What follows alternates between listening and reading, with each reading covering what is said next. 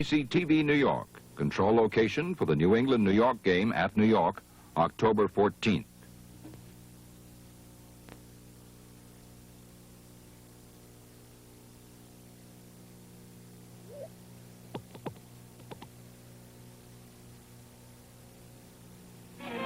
The following NBC sports program is brought to you in living color.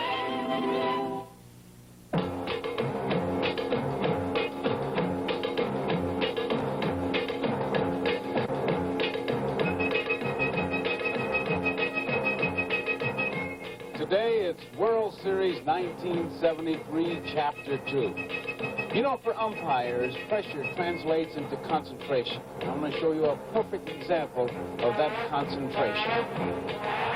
It's 1947. Cookie Lavagetto just ruins Bill Bevan's no-hitter with that base hit off the wall. But I want you to watch plate umpire Larry Getz. He umpires the ball, not the scoreboard. And he's going to dust off home plate for the next batter, Pee Wee Reese. Except that Pee Wee Reese wasn't due up until the next day. Well, there was a weather problem here in Oakland yesterday. It's called sunshine. We'll examine it in just a minute.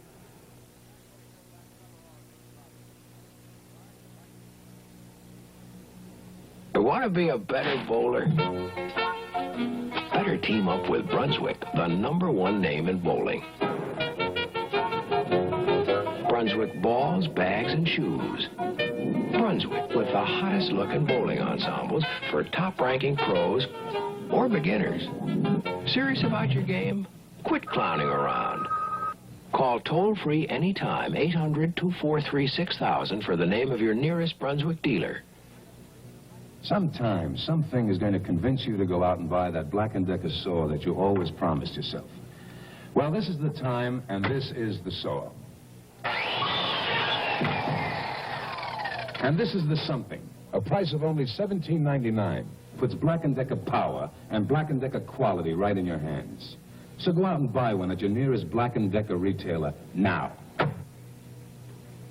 You can expect the best from Black & Decker. Rain isn't the only weather problem. Sunshine can cause trouble, like it did here for Joe Rudy in the 5th inning yesterday. Joe, let's take a look at this play. Now, what happened?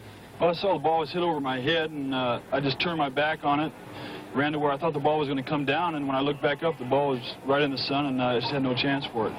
What do you mean where you thought the ball was going to come down? You didn't see it at all? Well, the ball was hit, and I knew it was way over my head, so I just turned my back to the plate and started running, and when I looked back up where I thought the ball would be coming down, I couldn't find it. It was in the sun. What can you do to help yourself besides sunglasses?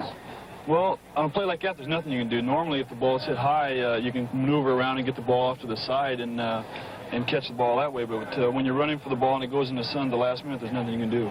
Either cry mommy or help, huh? Right. To be lucky, maybe it'll fall in your glove. Joe, you weren't the only one. Cleon Jones had some problems out there in left field, and here's Cleon. Battling that sun. That's doing it the hard way, right in the weather. But other players had other problems. 3 strikes is out if the catcher holds the ball. Don Hahn proves that. He was safe at first. Here's Joe Rudy. Joe Rudy is put out by Joe Rudy. And he runs into his own bunt. Of course, there's the usual discussion. What would an argument be without Dick Williams? Bert Campaneris, a 10-foot slide, 40 feet from the bag, but it pays off. Watch Milner. Doesn't even lay a hand on him. Missed him again, even in the replay. We'll have a look at great catches that you may remember when we come back. Want to save on your phone bill? If you get a bad connection or a wrong number on a long-distance call, just call your operator and you won't be charged. Dial long-distance calls direct and save. Call on weekends. Dial direct station to station after 11 p.m. and talk for 1 minute or less. Who can only talk for a minute? These tips took just 30 seconds. You say you want to save? We hear you.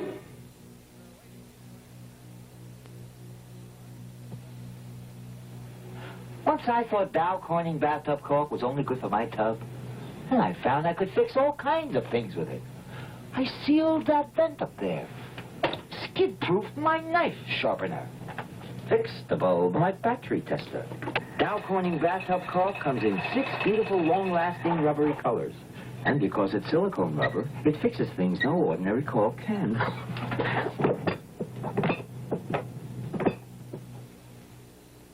The World Series has always managed to have some outstanding defensive plays, and this World Series will have its own to add to plays like these. Some I think you'll remember. 1954. The tying runs on base. Vic Wertz hits a ball well over 450 feet. The young outfielder making that play is Willie Mays. Joe Hatton pitching for the Brooklyn Dodgers. Joe DiMaggio is the batter. A DiMaggio home run would tie the score. But little Al Gianfrido won't let it happen. And DiMaggio gives a rare example of emotion. Baltimore's Brooks Robinson turned the 1970 World Series into a clinic on how to play third base. Here's a shot by Lee May that's changed from a double into a double play. After having a bad day on the field in Los Angeles in the 1966 series, Willie Davis showed how he handled pressure and a would-be home run by Boog Powell in Baltimore. What a catch. Let's take another look now at Brooks Robinson. This time he's got Johnny Bench talking to himself.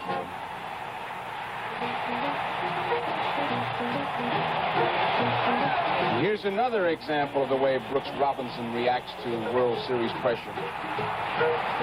But there is justice. A miracle catch by Ron Swoboda of the Mets off the bat of Brooks Robinson.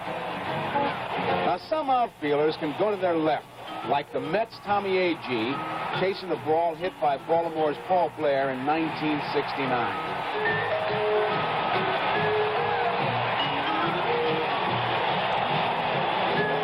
And then again, there are players who can go to their right, like the Mets' Tommy Agee on a drive by Ellie Hendricks in the same game. And just last year, Oakland's Joe Rudy almost, but not quite, ran out of room as he chased this one.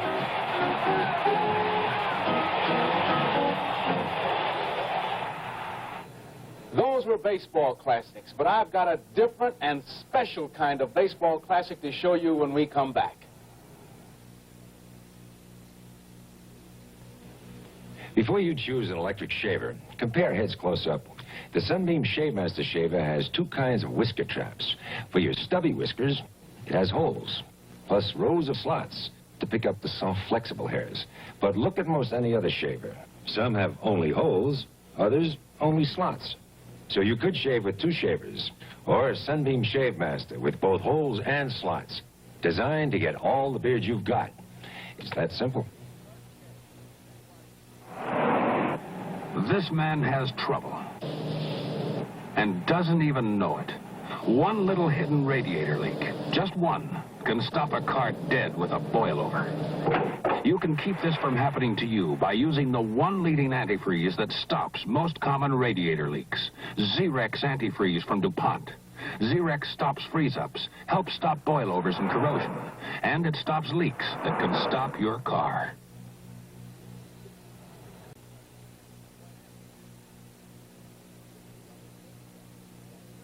Doris Day and Brian Keith star in with 6 You Get Egg Roll tomorrow night at 9, 8 Central Time.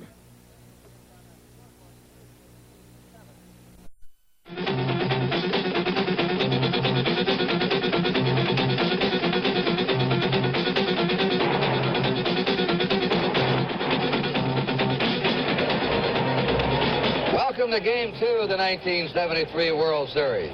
The National League champions, the New York Mets, versus the American League champions, the Oakland A's. Brought to you by Gillette, makers of Right Guard Powder Dry Antiperspirant, the Anti-Stain Antiperspirant. And by Chrysler Plymouth, featuring the beautiful new 1974 Chryslers and Plymouths. It's going to be warmer today than yesterday, ladies and gentlemen. Temperature will probably be 80 degrees. We've had 5 gorgeous days of California October weather, and again, the bright sun here in the Oakland Coliseum. The crowd would look to be bigger today. I'm Kurt Gowdy, along with Monty Moore and Tony Kubek. Lots of complaining going on about this World Series before Game 2. The batters of both squads complaining they can't see the pitches as they come out of the white shirt bleacher fan. Also, the bright sky in left field, of course, is bothering some of the outfielders. The A's are complaining about their own hometown fans, saying they're not enthusiastic enough. And the Mets are complaining about their dumb bats yesterday when they hit those line drives and those hot shots right at somebody. The pitchers got away with mistakes yesterday because of the batter's inability to see very well at the plate, and we might have another low-scoring game today. We have two left-handers on the mound. Vida Blue will be going for Oakland, and Jerry Koosman, the hero of the Mets pitching staff in the 1969 World Series, is their man. Let's get over here now to Monty Moore, the broadcaster of the Oakland A's. Find out about Vida Blue. They say he hasn't still won a big one in his young career yet. Well, Kurt, that's what is said, but actually he's won 20 games this year in comparison to 6 last year. He was a winning pitcher in an all-star game for the American League, the last all-star game the American League won. This ball club, the A's, is not hitting right now, and I'm sure the Met pitching has a lot to do with that. And as Dick Green said yesterday, I think, Kurt, he hit it right on the nose. Defense is going to be the difference in this series with this kind of pitching. He was the defensive man yesterday. And a defensive mistake cost the Mets a run, and as a matter of fact, cost them the ball game. And we have a good look at that and the big plays of yesterday's third inning of the game. In that third inning, Kenny Holtzman, the Oakland A's pitcher, is the man who got the first hit to get it all started. Holtzman had not had an official at-bat all year since the designated hitter rule has come. He got Matlack at a 3-ball, 2-strike count, guessed fastball, got a fastball, and hit it down the line and left. And Kenny had to run hard, and he slid hard in the second base, cutting his knee right there, and he was out of the ball game very shortly thereafter. Here's the big play. Campaneris hit an outside fastball right through the legs of one of the most dependable fielding second basemen in baseball, Felix Millan, who made only 9 errors all year. Holtzman scored on the play, and that left Campaneris at first. They had him picked off, as you can see, but he never goes back when he's picked off, and he just kept going. The high throw to first base from Matlack allowed Campy to steal second base, and that brought up Joe Rudy, one of the A's best clutch hitters. He was looking for a pitch he could drive anywhere. It was an outside pitch. He drove it to right field, and Campaneris scored from second base, what proved to be the winning run of the ball game. All right, that's the way it went yesterday. Rusty Staub, by the way, is going to be in the Met lineup today. He took batting practice. He still has a painful right shoulder. He says, I can do everything but swing and hit. And he says, that's what my profession is all about. But it's getting better each day. And now, before the game, Tony Kubek, our colleague, had a conversation with the New York Met manager, Yogi Berra. And let's see what they had to say. Yogi, you're down 1 game in this World Series in 1973 to the Oakland A's, but you don't look worried. No, I feel fine, Tony. That's only 1 game. You know, you still got to win 4 to win it.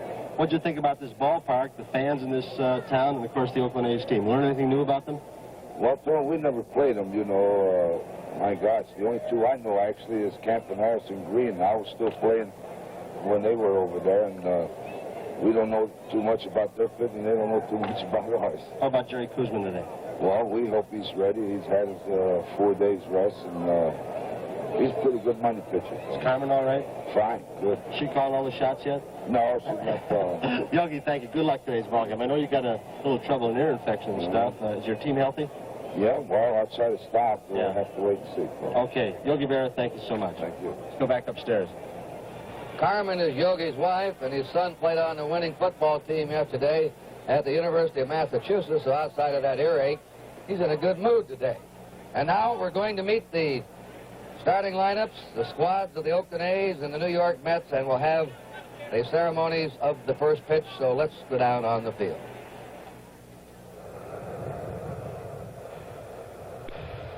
Good afternoon, ladies and gentlemen. Welcome to Oakland Alameda County Coliseum for the second game of the 1973 World Series. Here are the official lineups. First, the New York Mets. Here's the manager of the New York Mets, number 8, Yogi Berra.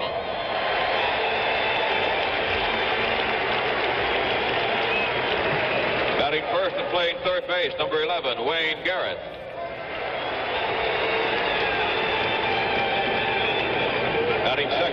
second base, number 16, Felix Millon. Batting third and playing right field, number 4, Rusty Staub. Batting fourth and playing left field, number 21, Cleon Jones. Batting fifth and playing first base, number 28, John Milner. Batting sixth, the catcher, number 15, Jerry Brody. Batting seventh and playing center field, number 25, Don Hahn.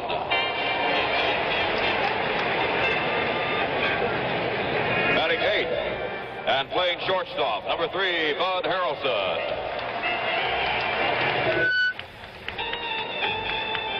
Batting ninth and pitching today, number 36, Jerry Kuzman, who's warming up in the bullpen. And all for the defending world champion, Oakland A's. Here's the manager of the A's, Dick Williams.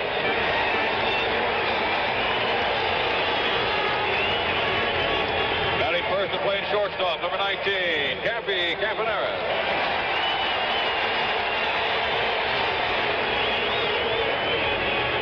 Batting second and playing left field, number 26, Joe Rudy.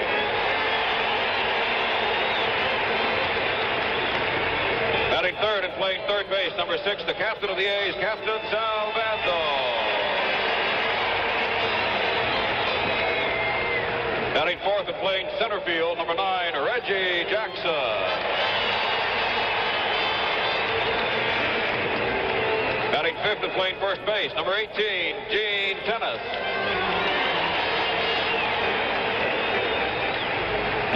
Batting sixth and playing right field, number 22, Jesus Alou. Batting seventh, the catcher, number 10, Ray Fosse. Batting eighth and playing second base, number 1, Dick Green. Batting ninth and pitching today, number 14, Vida Blue, warming up in the bullpen. And here are the remaining players and coaches of the Oakland A's.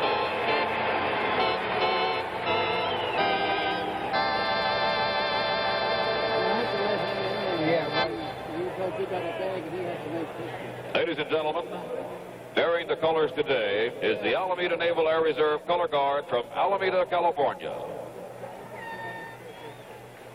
Today, the Oakland A's band, the Swingers, will accompany Tennessee Ernie Ford, who will sing our national anthem. And now, to honor America, let us all join in singing the national anthem. That was a good pitch, okay? Oh, say, can you see by the dawn's early light what so proudly we hail at the twilight's last gleaming, whose broad stripes and bright stars through the perilous fight o'er ramparts we watched were so gallantly streaming, and the rockets river, the bombs bursting in air, gave proof through the night that our flag was still there. Oh, say does that star-spangled banner yet wave for the land of the free and the home of the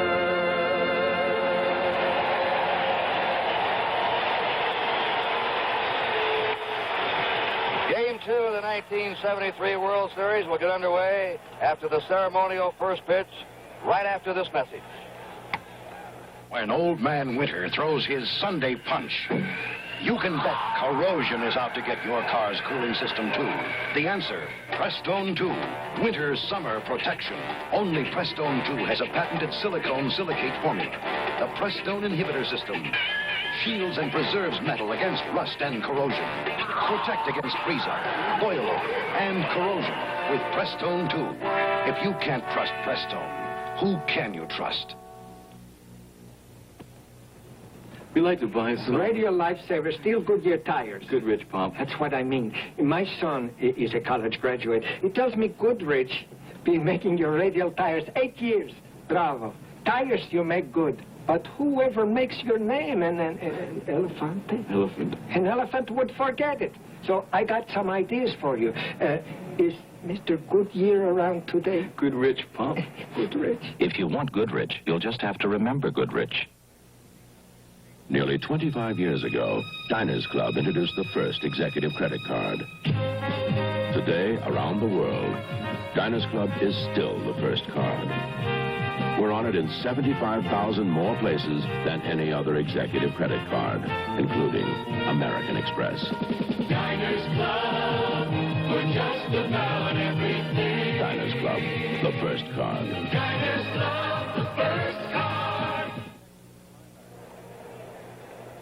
Ladies and gentlemen, we direct your attention to the commissioner's box directly behind the A's dugout, where Bob Hope will throw out the first ball.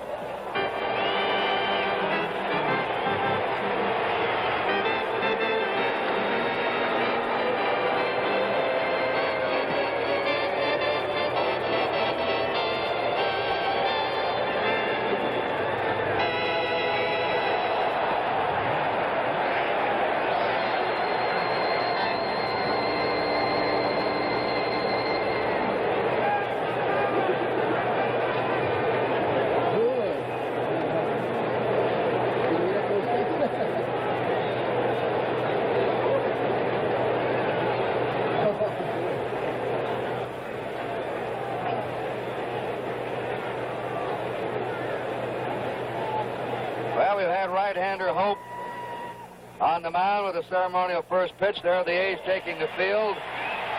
And the umpires assigned to today's game, Augie Donatelli will be behind the plate representing the National League.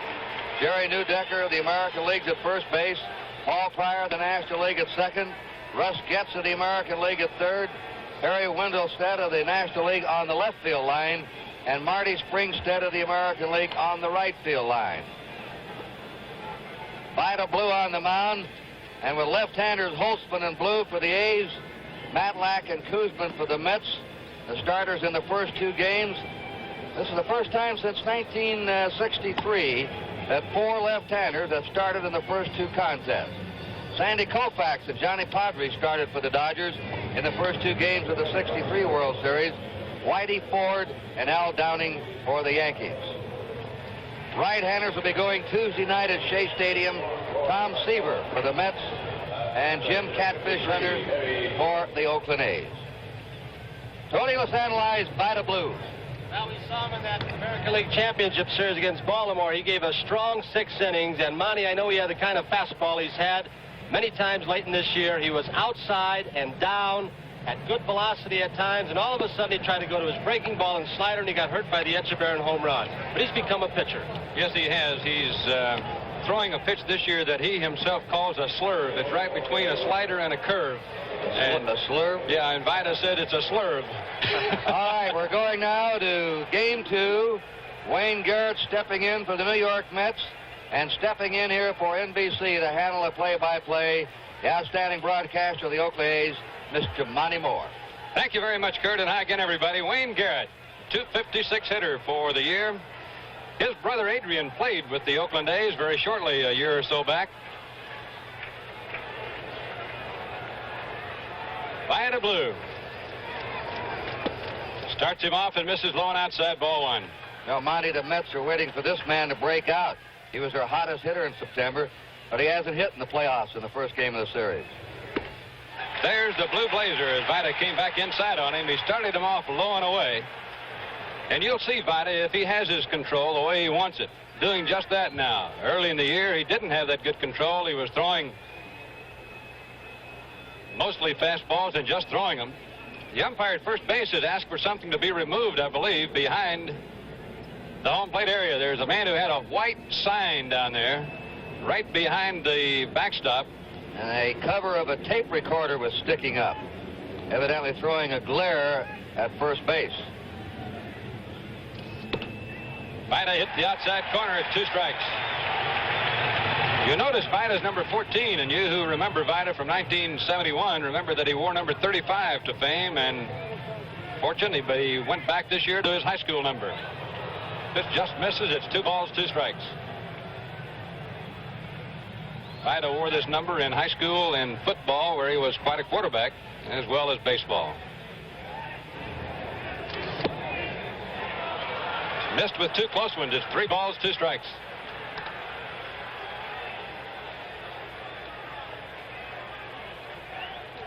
Rusty Staub and Felix Millan are both on deck, limbering up, getting ready. Vida threw it right by him. Strike 3. This telecast is presented by authority of Major League Baseball and is intended solely for the private, non-commercial use of our audience.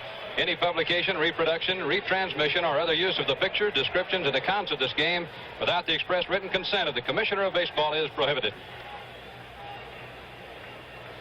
Here's the second baseman of the New York Mets, Felix Millan, and what a year he had. .290 batting average.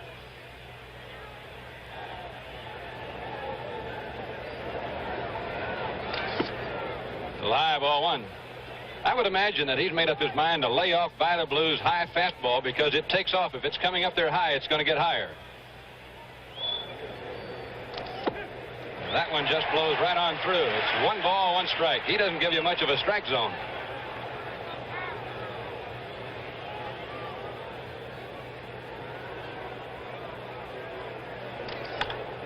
Swinging late, he fouls it off. The Mets are having trouble getting around on him the same way the Orioles did for 5 innings. The right-handers you saw swinging late. Garrett, that 3rd strike blowing right by him. He's just as quick as he was against Baltimore the other day. But the thing is, now we'll see how long this lasts. Now the umpire's asking that same man to take that sign down off the videotape machine. It's really making a glare for Gene Tennis over at first base. Notice one thing, Monty, in this ballgame. Joe Rudy in left field is playing a little bit deeper today off Felix Millan. Strike! Called. It nailed the outside corner. Millan doesn't believe it, but he's gone. Blue the other day, as quick as he was against Baltimore, struck out only 1 man. He's nailed the first 2 today. He's had that outside corner. Look at this pitch. Typical pitching pattern these young pitchers use on the Oakland A's staff. They like to go away. Ball was in the strike zone as far as height, but from the angle it was difficult to tell if it was outside or in. Here's Rusty Staub, who did not play yesterday. Takes high for ball 1. Rusty had 3 hits in the playoffs. They were all 3 home runs, and all 3 off left-hand pitching.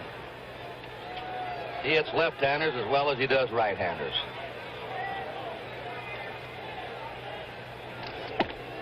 Boy, he just threw that ball right by him, and this was going to be the interesting thing to me, Kurt, to see if Vida would challenge him inside here today because of that sore shoulder. He went right after him right then.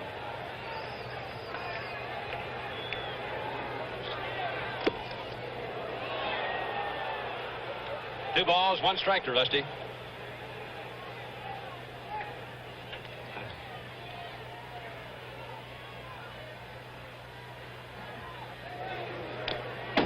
Foul tipped it. 2 balls, 2 strikes. I don't know if you could see on that last swing that when Staub went into his follow-through, his right arm and hand came right off the bat. He's going to be swinging with that left shoulder and left hand, trying to come over the top on the ball and protect that right shoulder. Got that bat ready. It's really up in the strike zone. You can see he ended up with 1-hand swing right then. 2 balls, 2 strikes, 2 out. Let's watch the Staub swing once again in slow motion. Keep your eye on that right shoulder, hand, and arm. There he drops it, a twinge of pain. He's had several shots in the shoulder.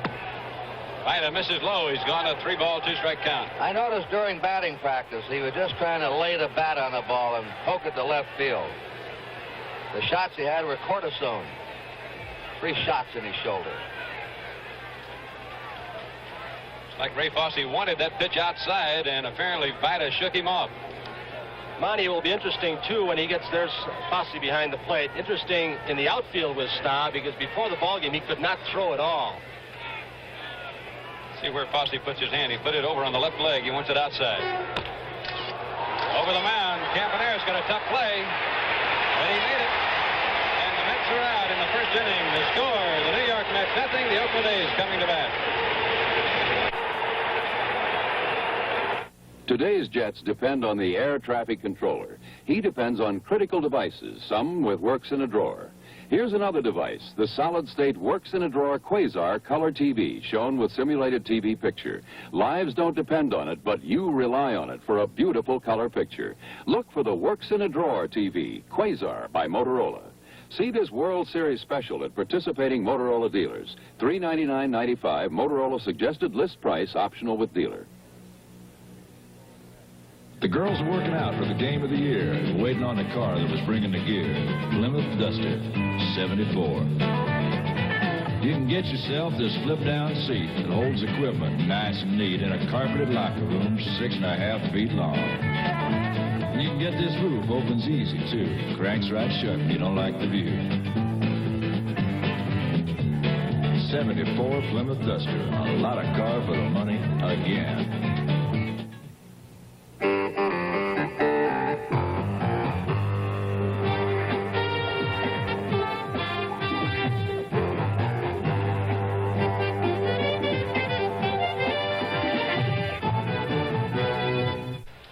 Jerry Koosman had a strong second half of the year for the New York Mets. In the 1969 series, he started twice, and he won twice. Koosman, like Blue, has become a pitcher just 2 years ago. He used to strike out about one batter per inning. Now he is a control pitcher, does not strike out as many, has 4 pitches, fastball, curveball, slider, and changeup. Depends what he has when he goes out to the mound as to which pitches he'll throw, the ones that are effective on this particular day.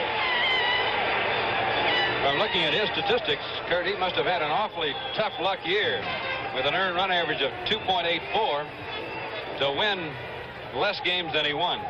14 wins and 15 losses. Here's Bert Campaneris. 1 strike to count. National League umpire Augie Donatelli behind the plate. They tell us that he gets close enough to the catcher at times, he puts his hand on him. Keeps that kind of contact. Campaneris taking a shot to right field on the Koosman fastball. It's no balls, 2 strikes. Koosman's had all kinds of problems. In '68, he and 2 of his buddies were babysitting while their wives went to a Broadway show, and he burned his pitching hand with some hot popcorn butter, scalded it, nearly cost him his career. Wow, he didn't get on top of that curveball at all. He really let it get away from him. He wore bandages in that pitching hand for months. He thought he was through. The Oakland A's are wearing a white uniform today. They call it their polar bear white, and they only wear them on Sunday. They have 3 uniforms. Bud Harrelson had a busy day yesterday. Gets Campaneris. 1 out. I told Harrelson he was approaching the record for most chances yesterday in a 9-inning World Series game, and he didn't know it. I think he said he handled 15 chances in one game this year, in a 14-inning game. He was all over this place yesterday. Here's Joe Rudy, who drove in Oakland's winning run yesterday. For the season, Joe hit .270, and most of that was after the All-Star break. Solid 300 hitter last year. Really had his troubles this year. There's the changeup by Koosman, and he's high with it. It's 1 ball and no strikes. Matlack said, I definitely went against the scouting report yesterday, pitching to Rudy with Campaneris at second. He said, we know he likes the ball up and out over the plate. And that's right where I threw it. Change up again, and trying something different on him today. And you know, Monty Koosman came back from arm trouble in '70, '71. He labored with a bad arm those 2 years. Completely recovered now. Not quite the velocity he used to have, but a better all-around pitcher. Big guy, 6'2", a 208-pounder. Incredibly strong. He's behind Rudy, 2-0. He goes to the fastball, but it really wasn't a zinger. He's in there for a strike. And he's one of the 10 best-dressed men in Morris, Minnesota. There are only 9 men in the town. We kid him about that. He won the award one year. We're in the first inning, game number 2 of the World Series. Rudy looks at a fastball strike, and that one had a little more on it. It's 2 balls, 2 strikes.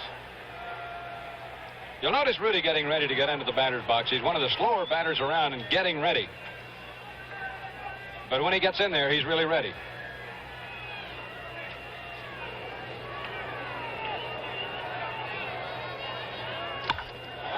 Fly ball to left field, hit pretty well, and it is lost in the sunshine. There's that Sunfield again. That ball landed at the base of the fence. Should have been caught. Leon Jones lost the ball in a murderous Sunfield here in left field. Jones completely losing the ball. He misjudged it at first. He went all the way back to the wall bracing. He thought it was hit more deeply than it really was. He did it in yesterday's ball game, but did make a catch at the last. There you saw him flare away from the ball with that sun flickering off his glasses. Rudy's on second base in scoring position. The A's felt very strongly that they're playing games against Baltimore in the daytime here were going to be a big factor for them because this is a tough Sunfield. Here's Sal Bando, the A's captain who drove in 98 runs this season. Drive right center field. There's nobody out there. It goes by high. Rudy scored. Bando going to third. He's in there with a triple.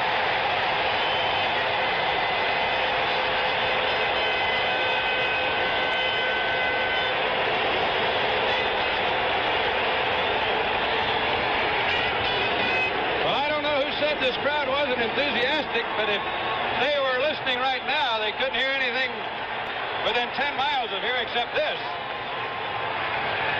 They've come to life today, and a better crowd than yesterday. We understand hundreds of people were turned away yesterday. Something about the ticket window. They might have had a sellout. We have just a few empty seats here today. Reggie Jackson will bat now with a runner at third base and 1 out. Sal Bando hits a lot into right center field during the course of the year, and it was really a little surprising to see them playing him to pull that much. And he hit it right out there, Jackson. And they've got their infield in. Trailing 1-0 in the first inning, Reggie Jackson, who led the league in RBIs with 117 and homers with 32. He also led the American League in runs scored and had a good average of 293, and 12 of Reggie's 32 home runs were hit off left-hand pitching.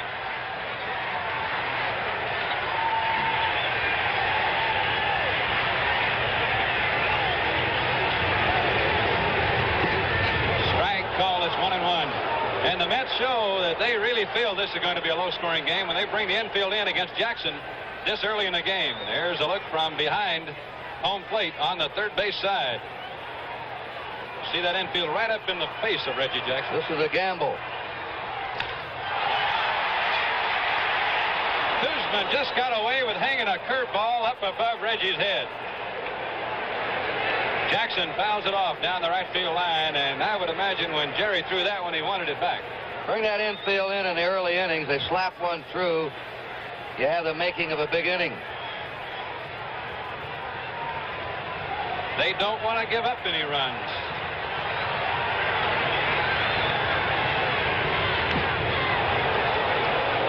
Reggie foul-tipped the ball and is still alive at a ball and 2 strikes, and the ball came back and hit Grody somewhere. Sinker ball that Kuzman threw, and that's the one you get in trouble with it if you're a catcher. He topped it, appeared to have hit him on the thigh. All the players wear protective devices. Cups, they're called. Grody takes a lot of the beating with those foul tips. Ever see it? Ever see an old catcher's hands and gnarled fingers? Apparently he's all right. Let's look at it again. A ball that Kuzman tried to sink in on the fists, I believe, of Reggie Jackson. He just topped it. Ow, right in the protective cup. Well, Reggie Jackson is up with a count of 1-2 strikes. See if Kuzman will challenge him here or try to waste one and get Reggie to chase a bad pitch. He went right after him on that pitch. He struck him out with a high hard one to the inside. Baltimore pitched Jackson up there a lot in the series. There was a big out because now it'll take a hit or an error, a wild pitch or something like that, but basically a hit to get that runner in from third base, whereas Jackson could have done it with a fly ball. Gene Tennis comes up now for Oakland. He hit 24 home runs this year. Played in every game Oakland had except 2, 160 of 162. Even with 2 outs, Wayne Garrett, the third baseman, not playing real deep at his position at third base. In the event that Tennis, and I don't know if he's done it during the season, Monty, does he ever lay down a bunt in this situation? I know he doesn't have good speed. He's never bunted that I know of except in a sacrifice. Bando down the line trying to draw a balk, and the A's scored a lot of runs that way this year, particularly with a pitcher who starts his motion as Kuzman is with his hand in the glove. Tennis takes a letter-high fastball, strike called. Many times a pitcher will be disconcerted by that runner coming down the line. If he has his hand in the glove, it's easy to balk out of that motion, and the A's have gotten a lot of cheap runs that way. Kuzman's going at the A's with hard stuff. It's 1-1 strike to Gene Tennis. You got to step off the rubber before you break those hands apart, Monty. Almost any kind of a move with the hands or shoulders on that rubber is a balk. It's outside, ball 2. The A's are wondering when Jackson and Tennis are going to break through. They have not had an RBI in 6 consecutive games in the playoffs in the World Series. Hitting number 4 and 5 in the lineup. Kuzman showing his foot action. There's a slider wrapped right around his wrist. 2 balls, 2 strikes the count with 2 down.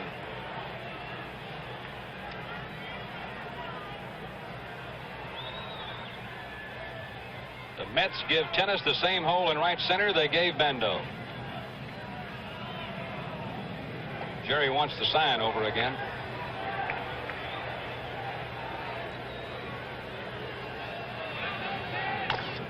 Fouled it off. You'll notice Oakland pitchers in this situation don't take their sign with their pitching hand on the ball in front of them as Kuzman does. They're mostly coached to take the sign with the ball and the pitching hand in separate ways.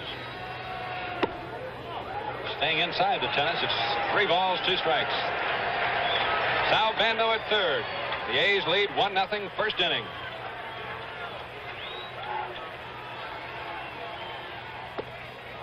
Missed inside. Looks like he threw a slider then on 3-2. That brings up Jesus Alou. Picked up on the same day in August as Vic Davalillo was from National League clubs by A's owner Charlie Finley to shore up a bench, and those 2 men have been of immeasurable help. As you can see, Alou has hit well for Oakland, .306, and he had big hits in the Baltimore series just completed. Felipe Alou was the first of the Alou brothers to play with Oakland. He was here 2 years ago, and then last year Matty, and this year Jesus. Base hit down into the corner, and Bando scores. Gene Tennis rounding third, and he's going to be stopped. It is 2-0 Oakland. Jesus Alou ripped one right inside the bag. What we've seen him in the playoffs yesterday and today, he is really swinging a groove bat right now. He's hot. Jesus Alou, one of the best first ball hitters I know of. Anything around the place, he's at it. Let's look at Wayne Garrett again on the replay. He was playing not a deep third base, almost even with the bag, while it very sharply driving in a run. If the Mets left-hand pitchers continue throwing Oakland batters inside as they did yesterday, and right there, Garrett may be having to get a little closer to that foul line. Kenny Holtzman hit one right by him on the right side yesterday. That's Ray Sadecki warming up now in the Met bullpen. The veteran Ray Sadecki. Yogi Berra looks out of the Met dugout. Dick Williams steadying the scene from the Oakland A's dugout. That's Bert Campaneris in the picture with Dick. Ray Fosse, who did an outstanding job for Oakland this year, for coming to them in spring training in a trade with the Cleveland Indians. That's a ball. A hit here could pick up 2 more runs. The Met outfielders are playing deep for Fosse. That's Alou, who's never still, no matter where he is. The batter's box on the bases, always doing calisthenics. Tennis down that line at third, as you can see. Wow, that pitch just missed inside. They had started Fosse off outside with a running fastball, and then he brought the fastball right back in on him. It's 2-0 now.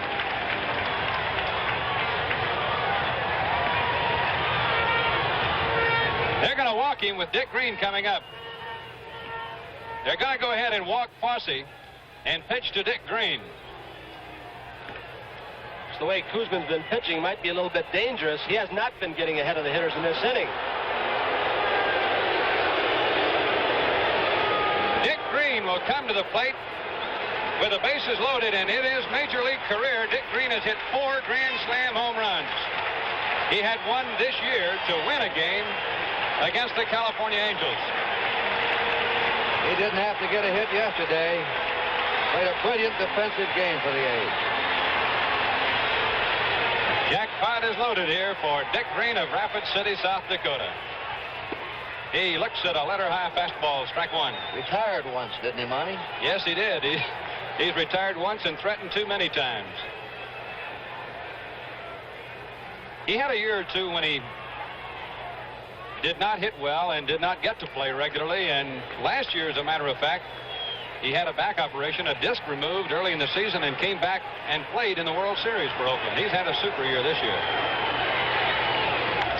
Fouled it away, and Kuzman is ahead of him, and no balls, 2 strikes.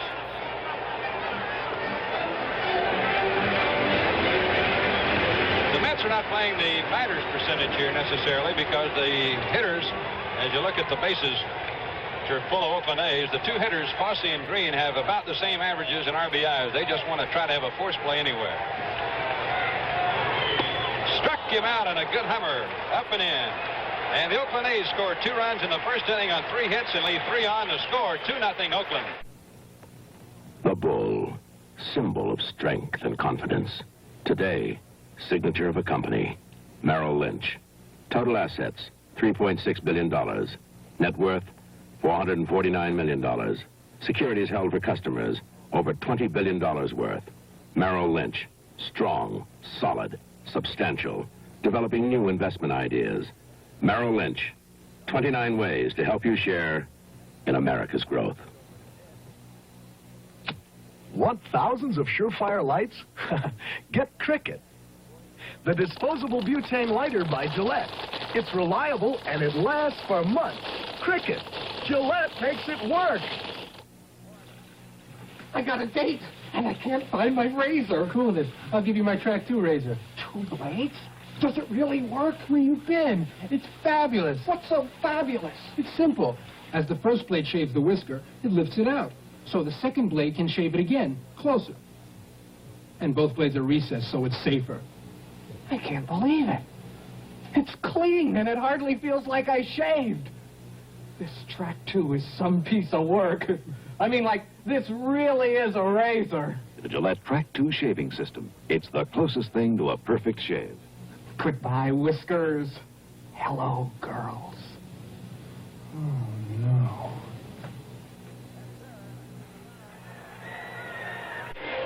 There's the commissioner's box. Henry Aaron back again today, seated alongside Commissioner Kuhn. Right back of Henry Aaron's the sports director, vice president of sports, Carl Lindemann, with the dark glasses on, and Mrs. Kuhn watching the game.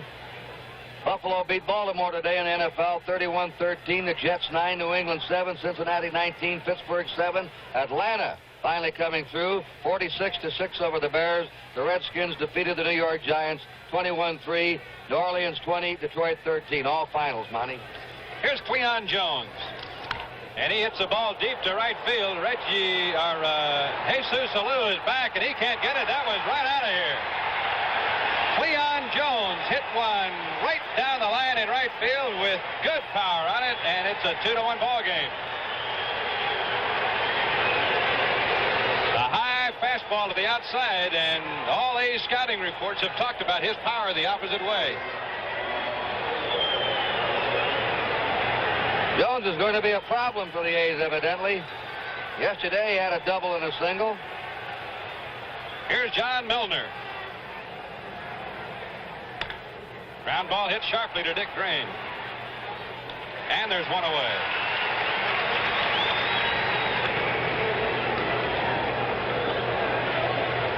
Monty, has Vida's pitching pattern this year been what we saw of him in that championship series? He had great stuff for 6 innings, and he came out in the, I guess it was the 6th, and he just lost it. Does he have his ups and downs that way? No, as a matter of fact, he's been having very good staying power, Tony, and he has pitched a lot differently, though. He went after Baltimore those first 6 innings with almost exclusively fastballs, and a lot this year he has gone to the breaking ball, a lot more than ever before. But that day, he just went back and with everything he had through every pitch. Here's Jerry Grody. The looper out behind Dick Green. Turns around. He's in the right spot to watch it come down. He picks it off through 2 away. Vida finished the season by winning his last 5 regular season games, and in 4 of those 5 did not allow a run. The Mets here in the 2nd are going after that first pitch. 3 batters in a row have swung at the first pitch. Here's Don Hahn playing center field today. Vida hit him right on the fist, broke a bat. Gene Tennis will take it himself. So it's after Jones homer, 3 in a row go up and down, and the score is the Oakland A's 2, the New York Mets 1. And now, Uni Royale will attempt a death-defying leap through a flaming hoop. Okay, light it and get out of the way. There they go, ladies and gentlemen. Will they make it? Those ramps are 40 feet apart, 3,000 pounds hurtling through space. What precision! They made it! How many times have we gone through this routine, Uni? I don't know, Al. But we always make it. Uh-huh. We use Uniroyal steel-belted radial tires. We don't want to push our luck. At Holiday Inn, kids under 12 stay free in their parents' room. And that's made family travel a lot easier. We have good restaurants, televisions, reasonable rates, and much, much more. So this vacation, let Holiday Inn help you show your children the world. Because a world like this really has to be seen to be believed. Holiday Inn, the most accommodating people in the world. Well, we'll have Game 3 of the World Series Tuesday night at Shea Stadium. Tom Seaver against Jim Hunter. Wednesday night, Thursday if necessary, 8 o'clock Eastern Daylight Time on NBC, the Baseball World with Joe Garagiola, and then the World Series game. Vida Blue getting a hand as he opens it up for the A's in the last of the 2nd. This will be Vida Blue's 2nd at-bat of 1973. His lifetime average in the American League is .098. Strike call. Averages like that by pitchers. One reason the designated hitter rule was instituted. And with great success this year in the American League as far as livening up the offense. Strike 2 to Vida. We pause briefly for station identification. This is the NBC television network.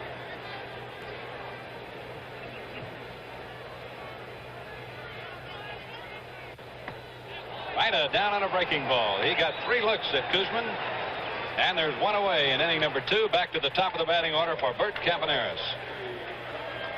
Kuzman now has struck out 3 Oakland A's, and the biggest strikeout he had was a survival strikeout, you might say. With the bases loaded, he got Dick Green to end the 1st inning.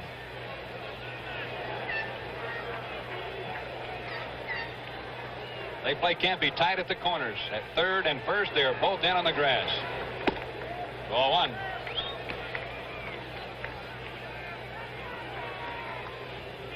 Campaneris bunts for base hits once in a while, and ordinarily it's the first base side when he does. He had a good cut at that one. 1 ball, 1 strike. I think his play yesterday of bunting the ball down the first base line and sliding under the first baseman, trying to put a tag on him 20 feet away from the bag and getting up and going on was one of the most exciting plays of the day.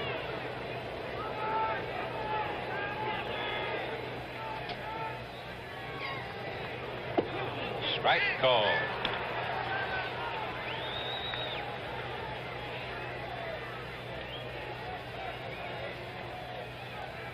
Grody wants this pitch inside.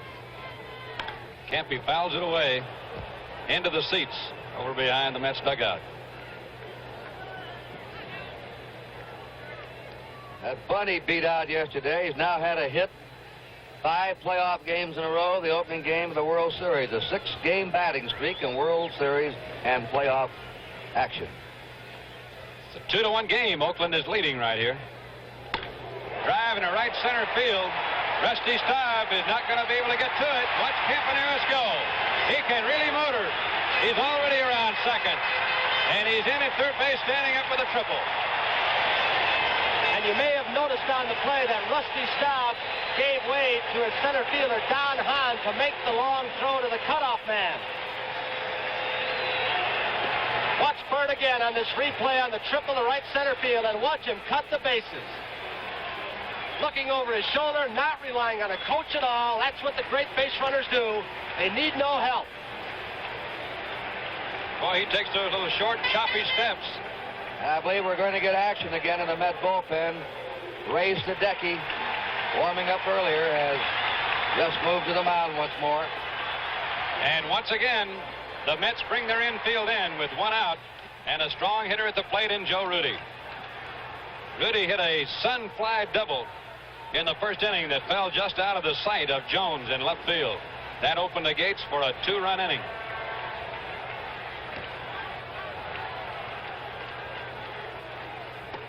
Kuzman went after him with a slider high and inside. Hey, they're going for the extra base hits today, Monty. They've now had 2 triples, 2 doubles. And 2 of the triples were in the same area, right center field. Kuzman is pitching off the stretch here to keep Campaneris as close as he can. He has his infield in.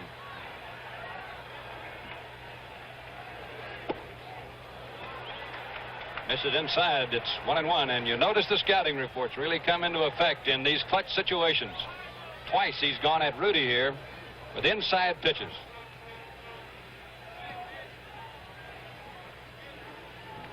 Campaneris down off third. That's Irv Noren, the coach, very close to him. And from the left field foul line, you look right down towards home plate. Ooh, Kuzman threw a high outside fastball, and Rudi jumped after it.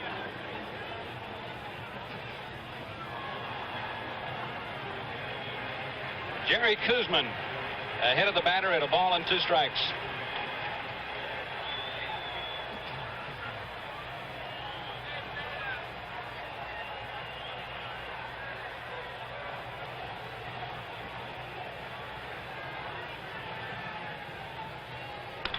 Base hit right up the middle, and that's with the infield drawn in. A base hit. It would not have been otherwise. And the A's now have a chance to do some more damage. It is 3-1 Oakland on Joe Rudi's second base hit of the day. There's an old saying in baseball, when you draw the infield in, a 300 hitter can become a 400 hitter. Those infielders don't have the time to range to their left or right. You slap a ground ball, it goes through. I think it's the total respect these 2 managers have for the others' pitching staffs that would cause them to do that this early. Here's Sal Bando. Inside to Bando, ball 1.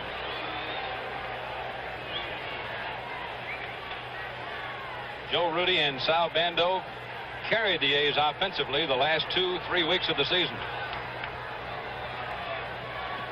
Reggie Jackson slumping and injured, and Darren Johnson, the designated hitter who had the big year, really having a terrible slump after getting a bone chip in his thumb. Count 2 balls, no strikes. There's Reggie Jackson on deck. That propeller-like affair on the end of the bat, a wind resistor. Change-up.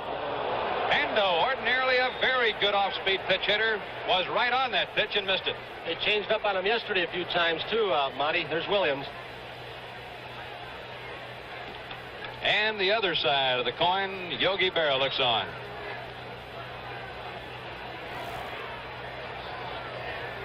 He did it again. 3 balls and a strike to Sal Bando.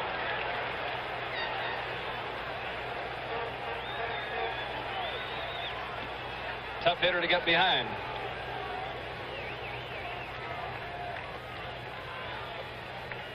Bando, a product of that great baseball school, Arizona State University. They produced 4 of the Oakland A's. Reggie Jackson and Sal Bando and Rick Monday. There goes Rudi, and the pitch is missed. They ought to get him at second. Great throw by Grote to Millan as Bando missed on a hit-and-run play. Watch Joe Rudy all alone on the 3-1 pitch. Bando may have given him a signal as he looks over his shoulder to make sure that Bando did not pop the ball up or hit it in foul territory. From another angle, Rudy coming in, being tagged by Felix Millan, and we told you we were going to see some good catching. We have so far in this series. Jerry Kuzman just wraps a hard slider around Sal Bando at the knees, and the A's get 1 run in the second inning on 2 hits. Nobody left to score. 3-1 Oakland. The Chrysler has always been designed to provide a special kind of comfort for driver and passenger. Today, that tradition continues. In the 1974 Chrysler New Yorker, in the comfort of knowing it's an automobile advanced in engineering. In the comfort of knowing there's an electronic ignition system, virtually maintenance-free. In the comfort of knowing the passenger compartment may be optionally cooled from 8 separate outlets. And in the comfort of knowing this is designed to be the quietest, most beautiful Chrysler ever built. The Chrysler has always been designed to provide a special kind of comfort for driver and passenger. 1974 Chrysler New Yorker, a totally new expression of an idea that has never changed. How good is your credit card in a foreign country? My American Express card is as good in Mexico City as it is in Pasadena, California. I use my American Express card here in Mexico to go Christmas shopping. In my honeymoon, my wife, myself, and my American Express card chartered a little airplane and flew over to south of Mexico. I'm sure Jonathan will have to have an American Express card when he grows up. Call 800-AE8-5000 to apply for an American Express card. Bud Harrelson, the Mets shortstop, against Vida Blue, and the first pitch from Vida in the third inning is outside for ball 1. Harrelson chokes up on the bat, and it looks as if to make sure that he does that, he has a rubber donut up the handle a little ways. Vida missed inside. It's 2 balls and no strikes. Keeps that bat from sliding down, or his hands from sliding down in the bat. Well, these players create ways to get a good grip. Bud does not use a glove, a batting glove. He was taking all the way. He's holding the bat up around the brand on that one. Looks as if he doesn't use any pine tar on the bat either.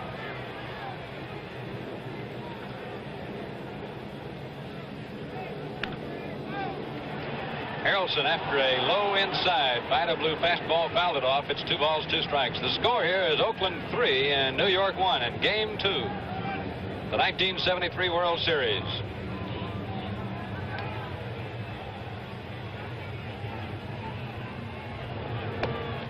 Well, that one took off. Ball 3. On deck, the Met pitcher, Kuzman. Sadecki has come down into the Mets dugout with a jacket on. Whether they would pinch hit for Kuzman here might depend upon what Harrelson does. Strike 3 called. Vida hit the outside corner with a fastball.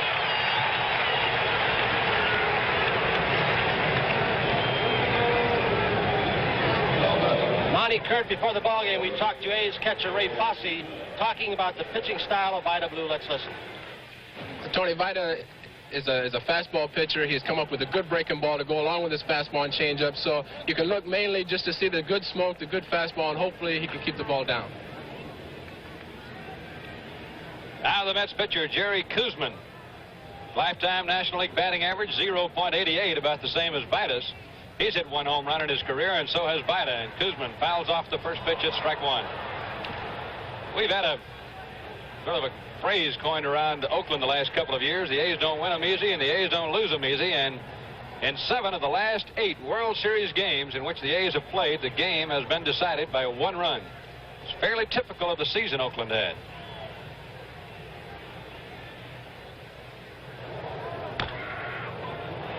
Bando cuts in front of Campaneris. With a lot of time, he throws him out.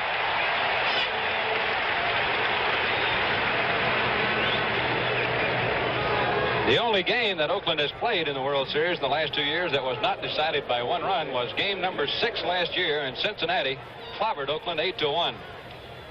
Many felt that that game in Cincinnati would completely demoralize the A's.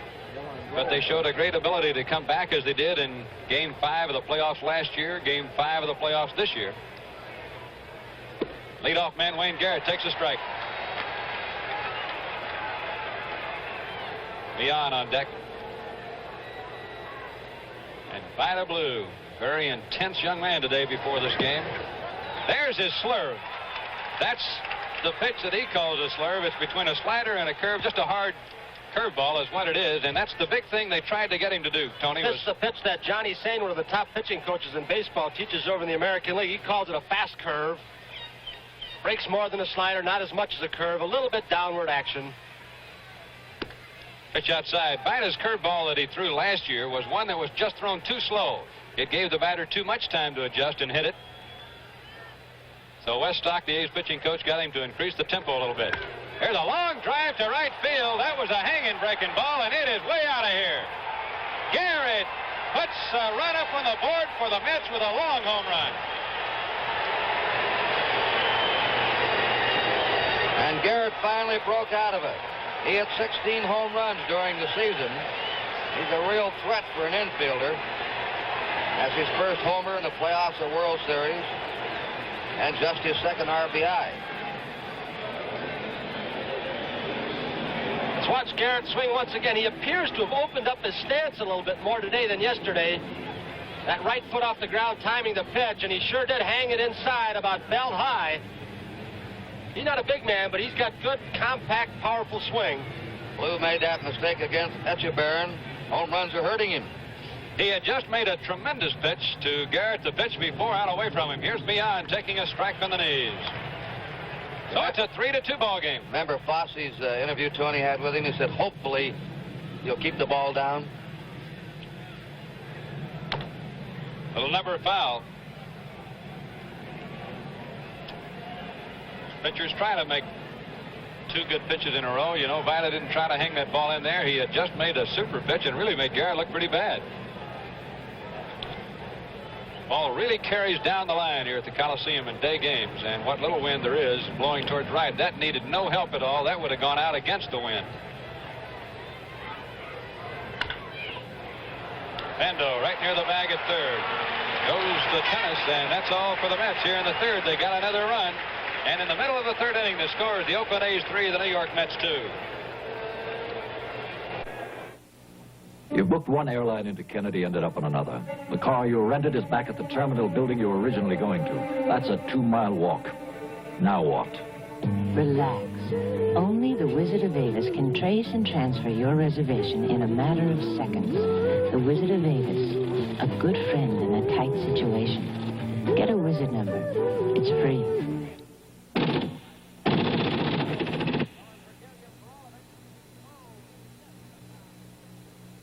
Right now, it's Party Pleaser Month here at your nearby Kentucky Fried Chicken store. So come on and have a party with my good hot Kentucky Fried Chicken and fixins. Get a bucket of chicken, good. Have a barrel of fun, make it a party. Get a Kentucky Fried Chicken party, everyone. America loves what the Colonel calls a good time, party time, barrel of fun. With Reggie Jackson leading off for the A's, let's listen to his comments about his late season slump. Well, Tony, you know, I haven't been hitting, and the thing you want to do if you're playing on a winning ball club is be a part of it. And if you're not hitting the ball that well, then you've got to either run the bases well or throw well or make a catch or do something to help the ball club. Jerry Kuzman just said hello, Reggie, with a duster right under his chin. Reggie made that catch yesterday in the ball game that he mentioned. He was a little bit modest. It was a game-saving catch, I think, in left center field.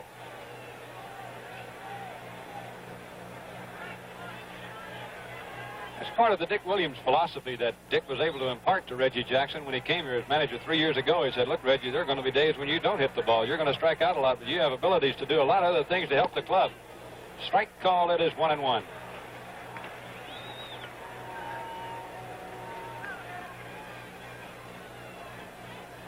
Mets have hit 2 home runs here today. Cleon Jones and Wayne Garrett, and Jackson just had his home run cut right then. 1 ball, 2 strikes. He's hit 2 of the longest home runs I've ever seen. Tony and I saw him hit that 500-foot shot, Minneapolis, the top of the scoreboard, and then the home run up on the roof, the light girders in Detroit in the All-Star game. 2 of the longest I've ever seen. Harrelson playing him perfectly. He gets it right behind the bag at second and throws Reggie Jackson out. Reggie has, of course, the tape measure distance record for home runs here in this ballpark. The longest one he ever hit landed in the right field bleachers on the very top row. It was a night where that row was not filled, and it hit right on the seat, the back row of the bleachers. Here's Gene Tennis.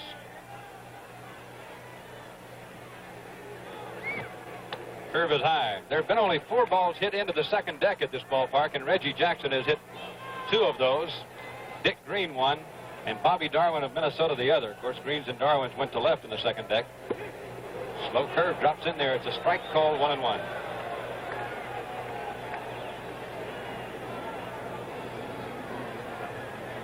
Last year at this time, Gene Tennis, the toast to the nation with his 2 home runs the first 2 times up against the Cincinnati Reds.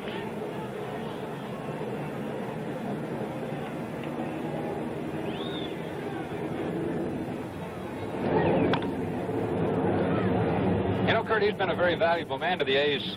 Let's take a look at this. Take a look from that handheld camera behind left fielder Cleon Jones. Some of the problems with his son. He's had trouble with a couple of balls. Rudy did one yesterday. You can try, if you have time, to surround the ball, get an angle away from the sun, or as I think he's doing now, he's playing a little bit out of position, trying to run away from the sun or look away from the sun. Count runs to 3 balls, 2 strikes on Gene Tennis, who got a walk in the first inning. That's the shot from left field to give you an idea of the haze, and it is a hazy day here. Ball 4. Gene Tennis, who led the A's in receiving base-hit on balls for the season with 101, has just walked for the second time today. I had 10 Californians tell me today it's a haze, not a smog. In Northern California, that's right. Northern Californians call it a haze. They call that one in Los Angeles the smog. The group of hills right behind this ballpark called the Oakland Hills, and ordinarily they're very, very visible, but today they're almost obliterated. Jesus Salou. Ordinarily, you could see the hills. You can see the houses up on the hills out there. Ordinarily, it's a beautiful sight from the ballpark. Today, it's just out of sight. Pick off a tip. They almost caught Tennis leaning the wrong way.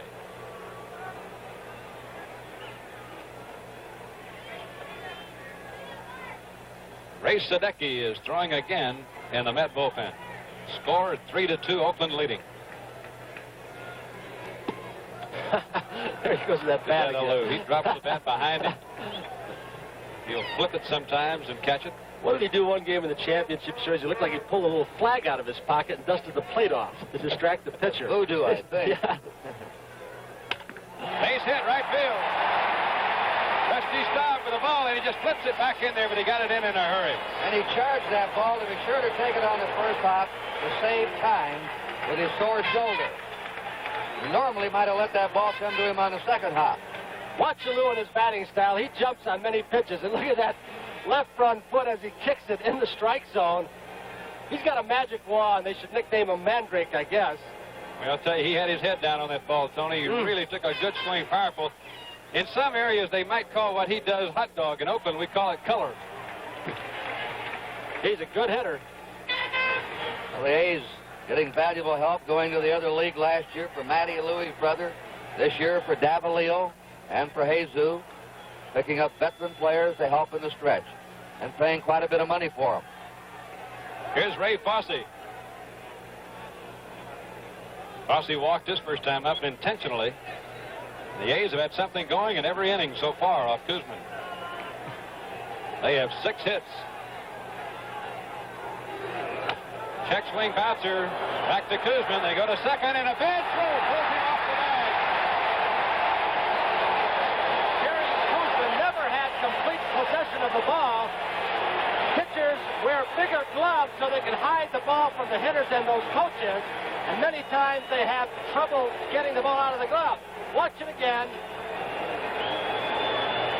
Fosse distracted by Mian on the pitch before that. Now let's look at it. Little chopper. He made a good pitch down low in the strikes, and watch him bobble it. Doesn't have possession. The ball moves away from Mian, and now they're in trouble. Here it is again. That's like a basketball player, Tony, trying to shoot without really good control of the ball. Curtis Felix may have saved a run on that play. Had that ball gone into center field, it could have been first and third or second and third and another run home. See what Bear is going to do now. He's bringing Sadecki on. That's all for Kuzman.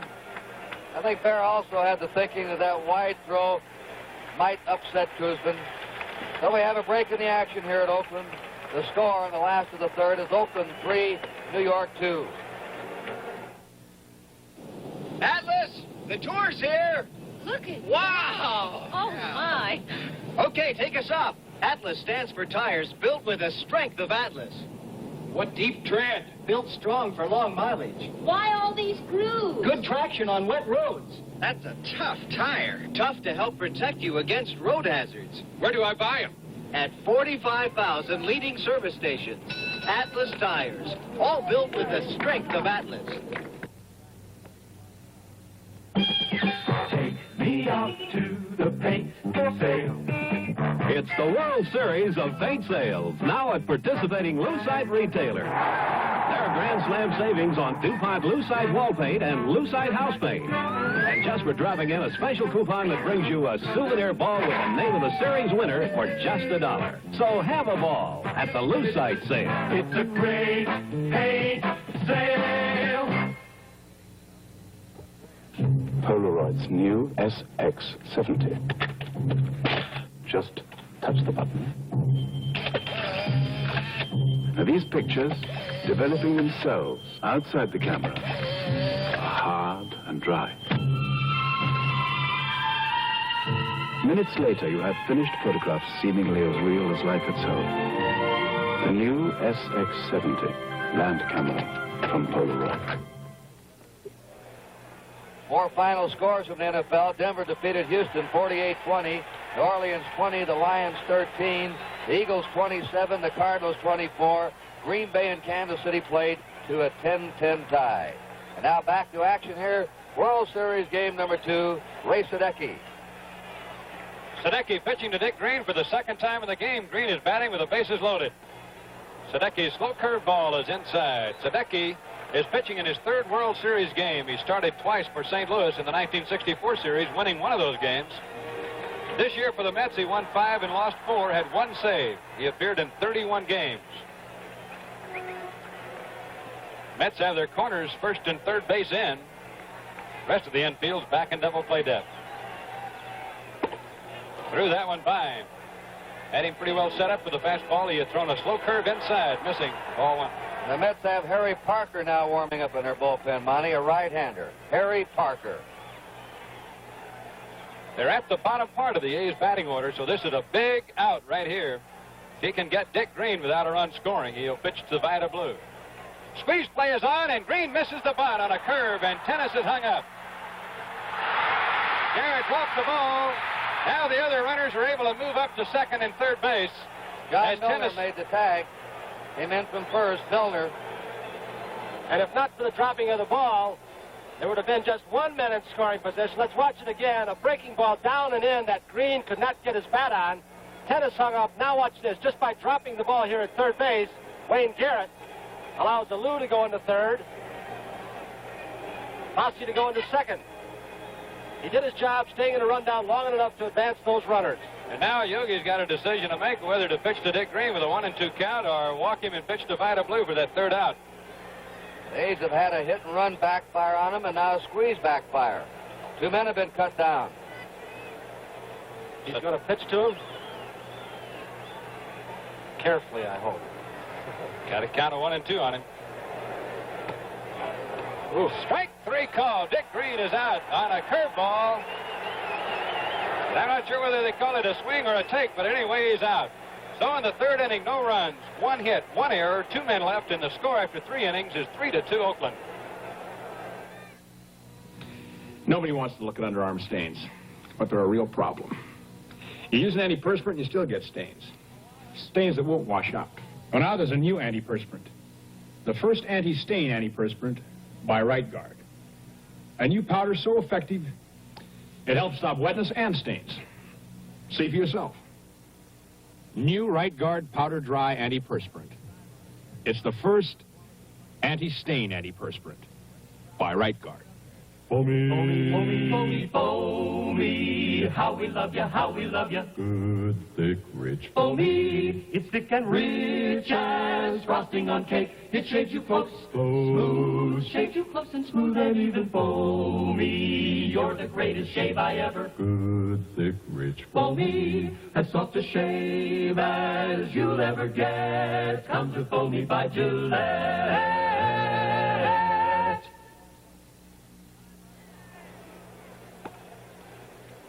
Top half of the fourth inning coming up, and Kurt, that could very well have been a big turnaround inning for the New York Mets to survive a crisis like that.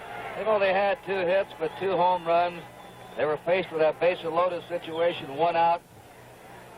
The squeeze backfired, so the Mets stay close. Very big defensive inning for them. Rusty Staub will lead off against Vida Blue. Vida's thrown home runs to Cleon Jones and Wayne Garrett. Kuzman pitches 2 1/3 innings today, charged with 3 runs and 6 hits. Vida's first pitch is away from Rusty Staub for ball 1.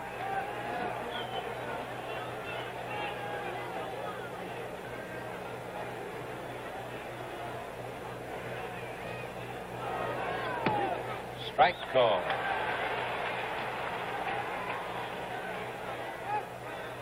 Boy, this game has some action in it today. Action by the managers, by the hitters. Fastball too high. You know, he's been around, Staub, at Houston and Montreal with the Mets. This is his first playoff and first World Series. Said he feels like a young kid here. He's so thrilled. They'll be participating finally in postseason. Fly ball to left field. Joe Rudy is chasing it down, and he has sunshade zeroed in. He's looking away from the sun a little bit there, but it still is a glare. I don't know if you could see him hold up right at the second and not get completely under it. He wanted to retain that angle, looking away from the sun. So he timed the catch. Watch him again and see if we can pick it up. The sun glaring in his glasses.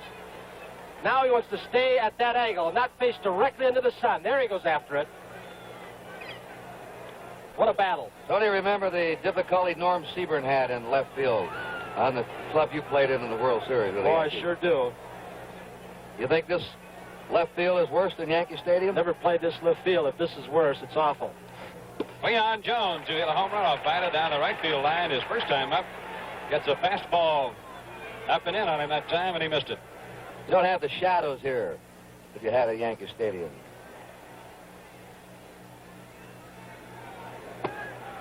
Pitch a little high, 1 ball, 1 strike. The score 3-2. The A's over the New York Mets. Oakland won yesterday's ball game 2-1.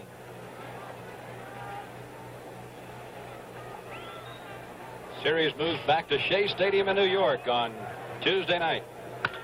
Driving to left center. Reggie Jackson over and in and traps the ball. Jones will hold up at first base. Jackson playing pretty deep. And that ball was sinking going into center field.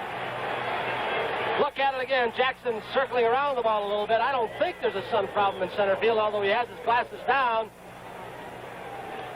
Now from another angle, Jackson, who played his first game this year in center field yesterday, battling it, preventing it from getting by him by staying in front. And Jones has got a pretty hot bat. This Mets team looks aggressive with the bats, Monty.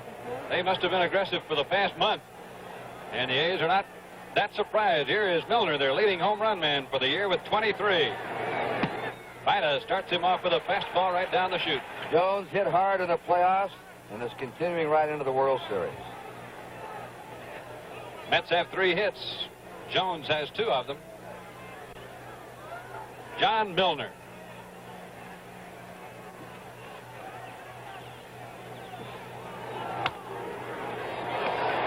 Foul ball. Mando made a good play on that ball and didn't take any chances. He shot it on over there. Milner really got jammed on the pitch, and hit it off to the left side, and for a left-handed full hitter, it's amazing Bando got to it. Russ Getz of the American League at third base. Bando, not being able to hear the call that it was foul, makes the play anyway. Base umpires go into action after a ball passes the bag, first or third. Up until that time, the home plate umpire calls fair or foul. Foul ball. No balls, 2 strikes. Vida's up a little bit right now again. Something that his catcher earlier in the ball game told us he does not want Vida to do. He wants him to keep that ball down. He's throwing strikes. He hasn't walked anybody today.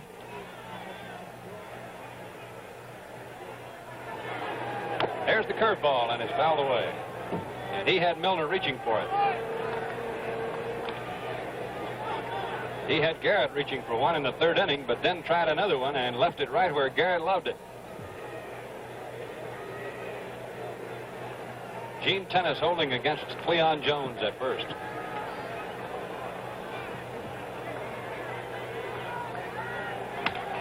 Drive to right field, Jesus Salou. Right there. Puts it away, and it's 2 out.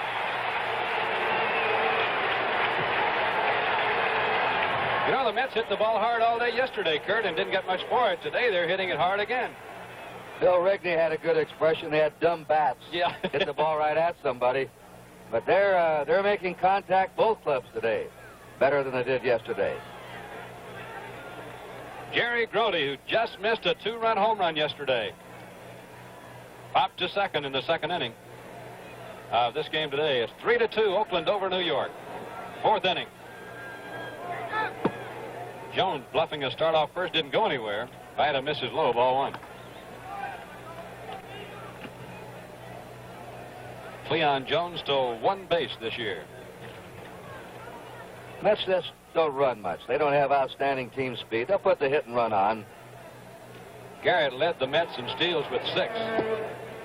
Vida's 2-0 on Grody now, and he doesn't like to be behind a hitter with this kind of power. Campanella stole more bases than the entire Met team. Reggie Jackson has been playing short in center field and over toward right center. I'm wondering now, with the 2-ball, no-strike count, he's going to shade a little bit more toward left center. That pitcher gets behind the hitter. The hitter looks for that pitch inside, tries to pull the ball more. Pull that one. Bando can't come up with the ball. No play anywhere. A short hopper to Sal Bando going to his left. But Sal, again, usually very reliable on balls such as this. Hits a short hop, which is not a difficult hop to catch. Couldn't smother it, though, and the ball bounds away. This is the first real bad fielding play the A's have made. Except a high throw from Jackson that missed the cutoff man. But I mean, handling the ball. Here's Don Hahn, the center fielder, with 2 runners on. Ball 1. Ray Fosse holding the ball up, and what he's doing is signaling to Vida that he's dropping down a little bit. Get back up on top. When Vida comes sidearm, the ball tends to flatten out. When he stays on top, it really moves.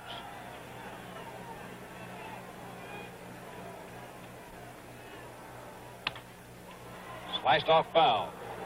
Fosse does a good job handling these pitchers, Monty, doesn't he? He does, and he's had a hard time early in the season, Kurt, because he had never really called very many pitches. He said in Cleveland, when Alvin Dark was the manager, Alvin called almost all the pitches from the dugout. So he didn't really have all that much trouble. There's Mary Barry, one of the A's ball girls. But Ray came over here and was given the job of calling the pitches, and the veteran pitchers on the staff have helped him out. And he really handles them now. Drive to right field. Jesus Salou has got it. And another Met line drive is caught. No runs, 1 hit, 1 error, 2 left in the score in the middle of the 4th inning, 3-2 Oakland. In the last 3 years, over 250,000 people switched from other make.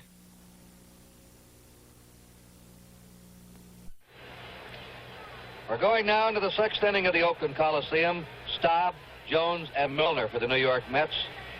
Staub is grounded out, fly to left. Vida Blue's gone all the way, and Rusty fouls it back. There's been a statement released to the press here. Charlie Finley, the owner of the A's, and the commissioner of baseball, Bowie Kuhn, were in a dispute over the eligibility of the A's squad. They're playing this World Series, that strike two, for 24 men. They had a big argument, and evidently Finley has written, or the commissioner has written a letter to Charlie Finley saying that after the World Series, disciplinary action will be taken. Commissioner Kuhn sided with the Mets on the eligibility of a 25th man. 1 ball, 2 strikes. The A's argued over a rain out here last Monday. Joe Cronin called the game too early. It rained all afternoon. That's strike 3 on the fastball. Stop is out. And Charlie Finley, by the way, if you don't know it, we've announced it several times, is recovering from a heart attack. He's the man with a green jacket. He's not naturally as active as he was last year. He was a one-man show here, put on a great show with his rooting contingent, but he's fortunate to be here in the health he is and making his way around. 1 out, nobody on. Cleon Jones swinging the hot bat in this game. A home run to the opposite field and a single to center. He's had 4 hits in the 2 games. There's a strike to him.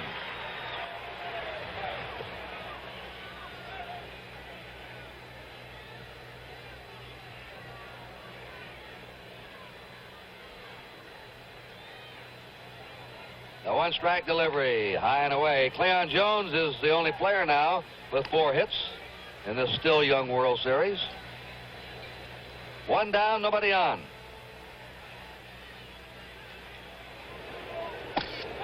Went for the high fastball. 1 and 2. Blue is just coming with that fastball now. Kurt, I was about to say from up here, it's difficult for us to tell if he's really popping the ball, if it's moving, but he seems more aggressive and more confident at this time than any time in the game. He wants the ball back in a hurry. He wants his sign. He wants to throw. He seems much more aggressive. He has struck out 4, walked 1, allowed 3 hits, 2 of them homers. That one just missed, and he is popping that ball. Throwing hard's one thing, but throwing a fastball that moves or does something is another. That's the tough pitch. The 2-2 delivery. That's his curveball that time. 3 and 2. He started him off with a curve, and it was a good one, and Jones took it. Then he went with the hard stuff and back to the curve. 1 away, nobody on. The A's are leading 3-2. This is the top of the 6th inning. Rake foul. Jones was disappointing for the Mets this year in the early part of the season. Fairness to him, he had nagging injuries. But when he finally put it together those last 2 or 3 weeks, he was some ball player. He had 6 homers in the Mets' last 10 games. He drove in key runs, and he's continued right into the series. Another foul. Kurt, he's throwing good now. That last pitch was a strike, but Jones has already gone after 2 pitches that were out of the strike zone up high, so that fastball must be taking off. Vida Blue will serve up another 3 and 2 pitch. Jones has played to the opposite field and deep. He has power to right. And Vida Blue lost him. That's the 2nd walk given up by Blue. That puts Cleon Jones at first. 1 out. John Milner up, is grounded out, flied out. And we're going to have action again in the Oakland bullpen. Darrell Knowles, the little left-hander. Horacio Pena, the right-hander. Raleigh Fingers, probably, well, who knows? He may be in there if they need him for a batter or 2. With the day off tomorrow, Kurt, you're right. He could come in. Inside, ball 1 to Milner. 3 runs, 7 hits for Oakland. 2 runs, 3 hits for the Mets. The Mets out-hit the A's yesterday. It's the reverse this afternoon. 1 ball, no strikes.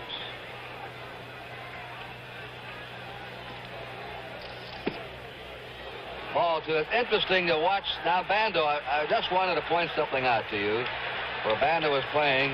And here's Wes Stock coming out, and suddenly the A's are disturbed about a walk to Jones, a 2-0 count to Milner, When a fastball pitcher starts getting behind and has had only one walk, that walk came in the 5th, then you begin to wonder if he's not tiring. Losing just a bit of an edge. Now watch Bando where he's going to play. This is a left-handed batter up, remember, Milner. You'd figure he'd be over there in the hole, but he's right a step or two off third base for a left-handed batter who's a pull hitter.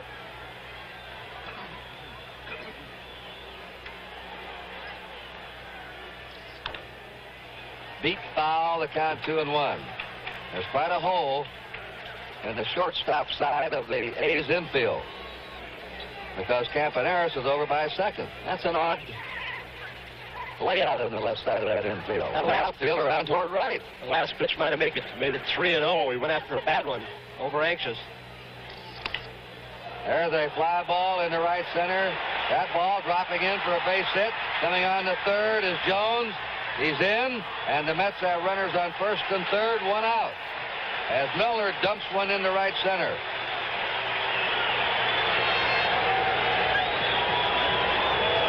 Reggie Jackson tried to decoy as if he was going to catch the ball to try and prevent that runner from going into third base, but Jones would have no part of it.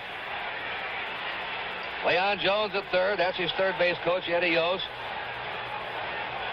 At first base is Milner.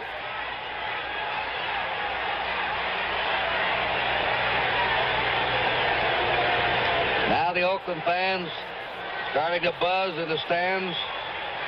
Their team is a one-run lead, but the Mets have mounted a threat in the 6th inning. And here is Dick Williams now moving to the mound. You have Pena, the right-hander, Knowles, the left-hander in the Oakland bullpen.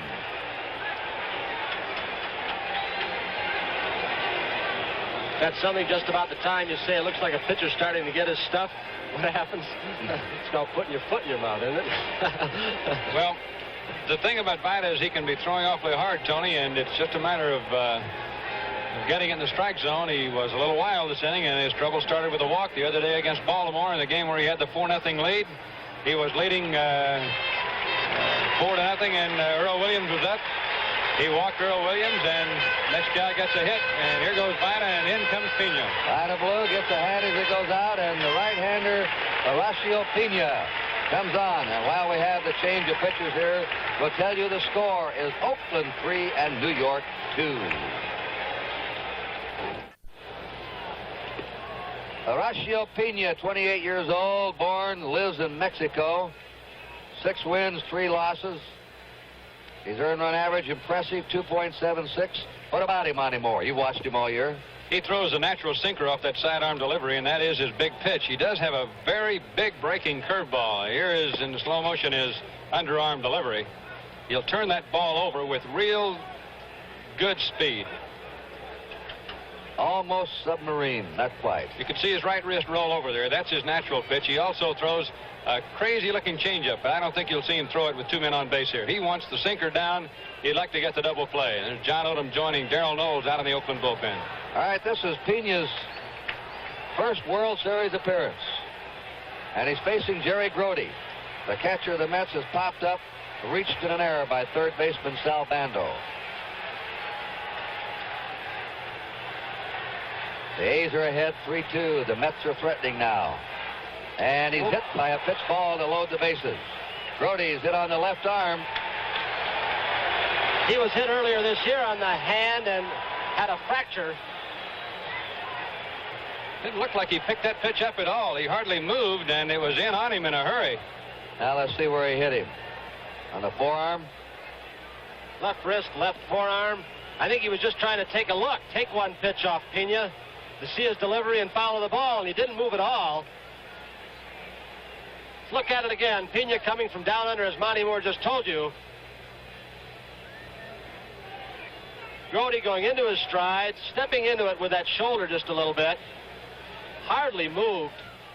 He hardly had time. That ball really gets moving when he throws it like that at times, and it's in on you before you have a chance to do anything. Starts in the inside part of the strike zone. It bored in on him about, looks like 2 feet.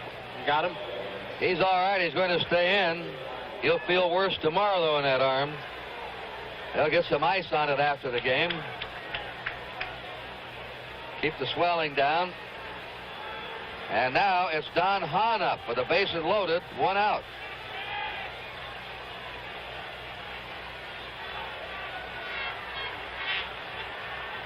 Here now he is showing the home plate umpire, Augie Donatelli, where the ball hit him. No argument there, Augie says, did not hit your bat. That's one time they didn't point to the shoe polish. Bases loaded. The A's bring the infield in. 1 out for the Mets. Hahn is grounded out, line to right. Hahn hits a little roller. This will be a tough play. They can't make it. The game's tied. Bando couldn't get to it. Pena ran right by the ball. And it's a tie game. This is Jones. Let's look at it again. A little topper. Pena was pitching from the stretch. Bando had just one chance to barehand it. Here it is again. Let's watch Sal. Dick Williams came out right after the completion of this play and said to Sal, did you touch that ball or not? If you did not, it is a foul ball. Bando said to him, we have no argument. I touched the ball. It's a fair ball. You can see it very obviously there in the replay. It's skidded out of his hands. Don Hahn is given a base hit and an RBI. Left-hander is starting to warm up. Tug McGraw in the Met bullpen. The Mets still have the bases loaded, 1 down. They tied the game at 3-all. And Bud Harrelson's the batter. He struck out, flied out. And the A's have the infield in once more. The lead runner now is Milner at third. There's a foul back out of play. Grody's at second, and Hahn's at first. So they haven't had the ball by 90 feet and 2 batters against Pena, but they scored. Kind of evens up for all those line drives, Kurt, they've hit in this series, and they say it all evens up. It does. It always has a way of doing it. 3-3 game now in the 6th inning. Mets with a bases loaded, 1 out.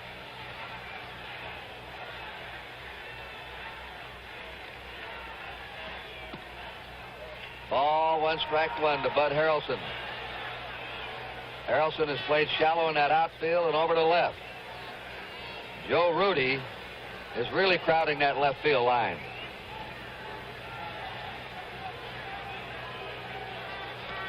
Harry Parker, the Met pitcher, on deck.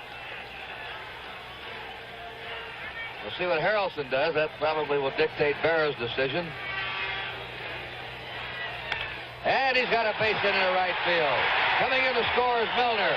Rudy is held at third, and the Mets take the lead for the first time, 4-3.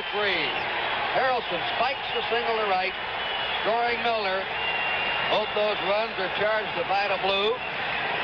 And the Mets still have the bases loaded. And now Harry Parker is being called back. The Mets have their ace warming up, McGraw. Berra wants more runs. But Parker's coming back. And let's see who comes out now.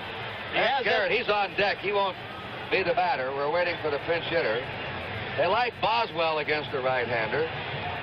He has Hodges, left-handed, Cranepool, left-handed, Boswell, but he does not want to waste his best left-handed pinch hitter because he does have a 1-run lead.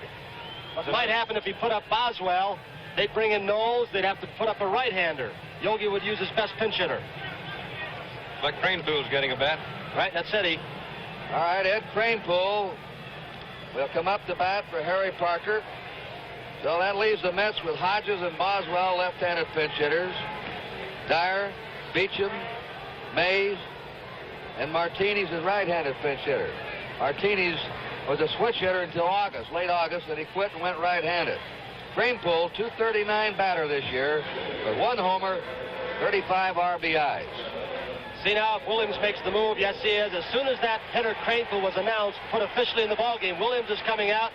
He's signaling for Knowles. Now we may see who? Willie Mays? Well, we could. They have Beecham. They have Dyer. The wheels are turning, and another break in the action here at Oakland with a score. The New York Mets 4 and the Oakland A's 3.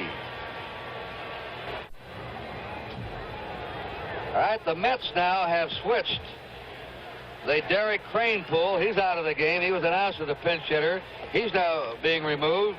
Cranepool was hitting for the pitcher, Parker, and now Jim Beecham is going to bat for Cranepool to get the right-hander in. The bases are loaded, 1 out. The Mets have scored 2 runs, and they have the lead. Now watch for some kind of trickery here on a pickoff somewhere. There's a foul ball back.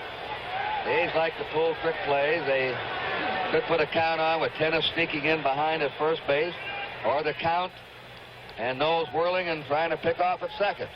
Maybe they won't do it, but you have to be alert. The Mets have two different coaches have worn Hahn at second base. They've had a scout following the A's, D. Fondy, for about a month and a half, and he's seen it. Knowles came in yesterday. There's a bouncing ball to the box. Threw it away!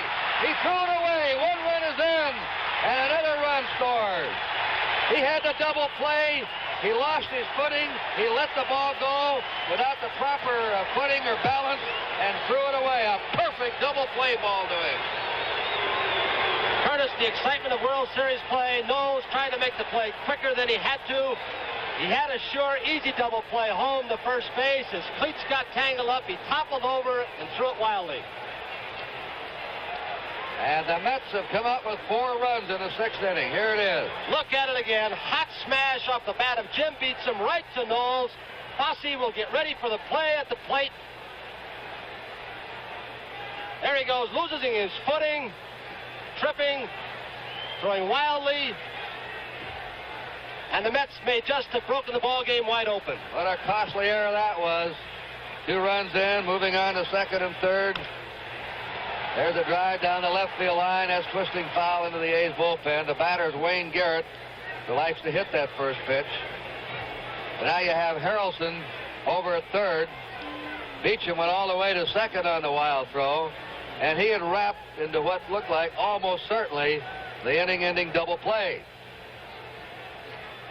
It is now 6-3, the Mets leading. Outside. Yesterday they blew the ball game in an error, and today the A's are making the costly mistakes. Harrelson, the lead runner, Beecham at second.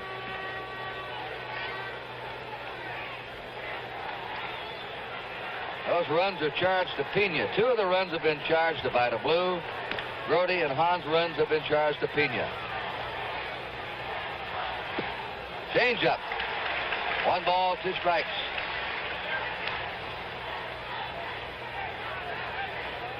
Garrett is the 8th batter up for the Mets.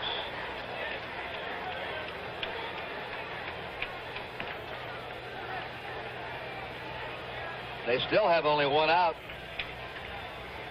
Oh, they're in a great shape right now to do something. And Garrett looks at that fastball on the outside corner. Struck him out, and a big out for Darrell Knowles and the A's. Felix Millan has struck out, grounded out, hit into a force play. Rusty Staub is on deck, the left-hander.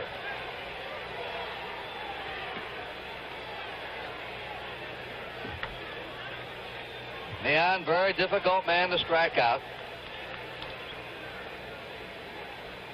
Darrell Knowles, 6 wins, 8 losses this year, 9 saves, lives in Blue Springs, Missouri, 31 years old. Tug McGraw is walking in now from the bullpen to the Met dugout.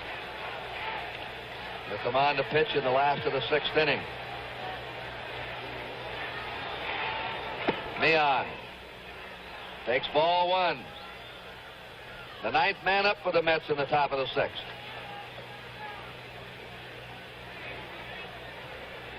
Harrelson at third, Beecham at second.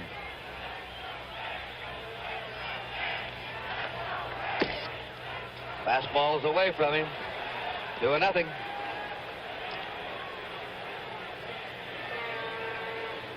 John Odom continues to loosen up in the A's bullpen.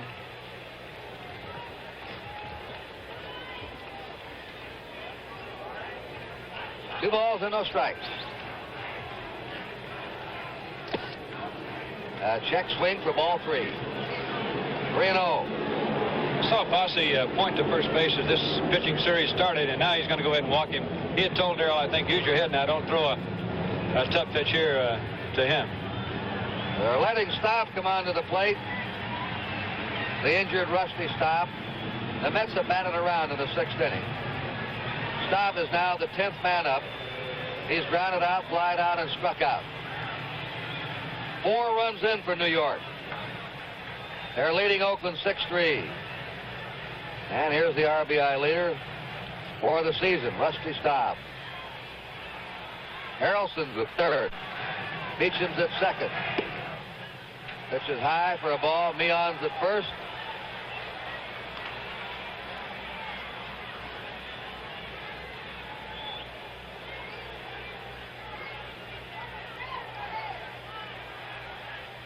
One ball, no strikes. He's outside. Knowles having trouble finding the plate. 2-0. Kurt, in the last couple of years, 4 times he's, with the bases loaded, walked in a winning run of a ball game. He has a tough time pitching with the bases loaded, throwing the ball because he's a nibbler up there. Well, that's his situation right now. He has the bases loaded. And he's in with a strike. 2-1 to Rusty Staub.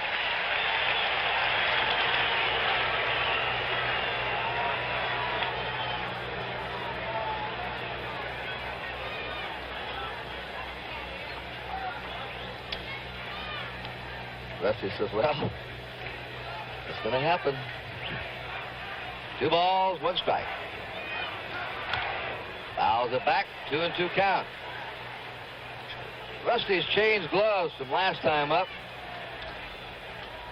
He had a yellow and a blue. He's what we call in the NBC booth a glove changer. He always wears golf gloves in both hands. 2-2.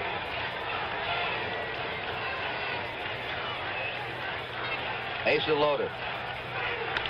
And he hits a fly ball into right center. Over for it, and making the grab is Reggie Jackson to retire the side. 4 runs in, though, and the Mets lead now 6-3. Now, in the bottom of the 6th, Tug McGraw retired the side, while in the top of the 7th, his counterpart, Darrell Knowles, worked his way out of a 1st and 3rd jam. Now, let's rejoin the action in the bottom of the 7th with 1 out, and the A's trying to come back from a 6-3 deficit. Bert Campaneris has tripled in 3 times. We're at the top of the A's batting order. They shorten up at 1st and 3rd, and McGraw slips the strike across. Mets leading 6-3.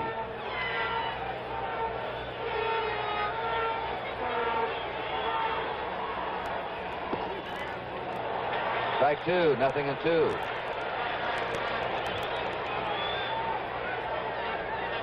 John Odom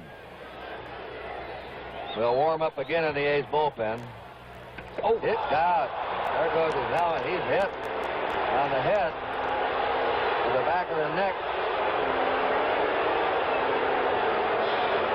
You may see it again on the replay. That's Joe Romo, the A's trainer. It appeared that the ball hit the helmet. The helmet had not yet fallen off Bert's head.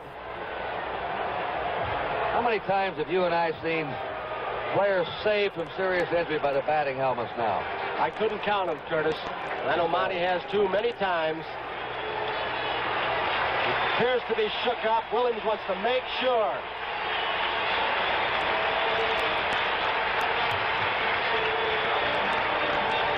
No ball, 2 strike count. Bert trying to get his left arm in the way of his head, and Monty, I don't know for sure, but I think that helmet had flipped off his head and caught him a grazing blow on the side.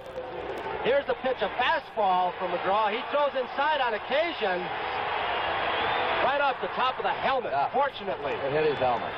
He's on first. Hit by the pitch ball, 1 out. And Joe Rudy up has doubled, singled, bounced to the pitcher. Rudy's driven in a run. Our score, Game 2 of the World Series, 73, 6-3, the New York Mets. Last of the 7th. Crowd yelling, go, go, go, but the A's can't afford to be gambling here. 3 runs back. Unless Campaneris just thinks he's got a lock at stealing a base. Ball 1 to Joe Rudy. Sal Bando's on deck. So McGraw has 2 rough right-handers he has to face. Curtis, Bert Campaneris is just the type of emotional player as we saw last year in the championship series against Detroit. Even 3 runs down, he's liable to go for second base. 1 ball, no strikes.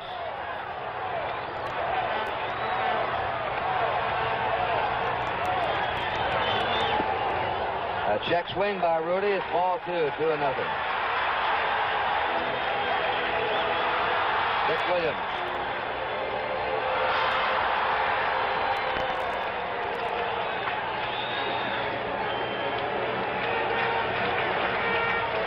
McGraw 2 balls and no strikes. Rudy's being played straight away and deep, way deep in the Mets outfield. 3-0. Look how deep the outfield's going to be playing Rudy. They're just 3 or 4 steps in front of the warning path, Monty. Baltimore had the same kind of setup against Oakland. They had their outfielders very, very deep against several of the players, including Campaneris. They don't want a ball to get over them now. They'd rather have one drop in front of them. George Stone now starting to throw for the Mets. Ball 4.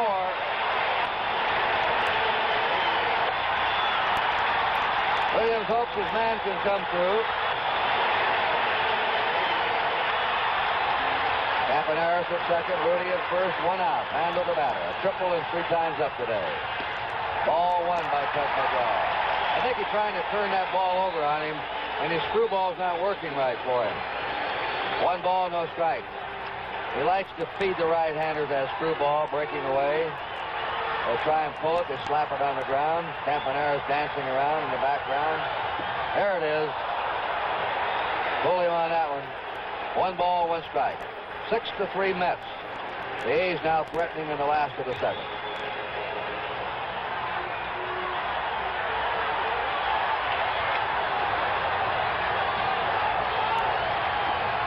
Just missed, blowing away again. 2 balls and a strike. He's not giving Bando a fastball. Meow trying to bluff Campaneris back. Bando fouls it back, and our count goes to 2-2. That was a pitch Sal wanted. Got it up and in a little bit. A ball he could call up in the strike zone.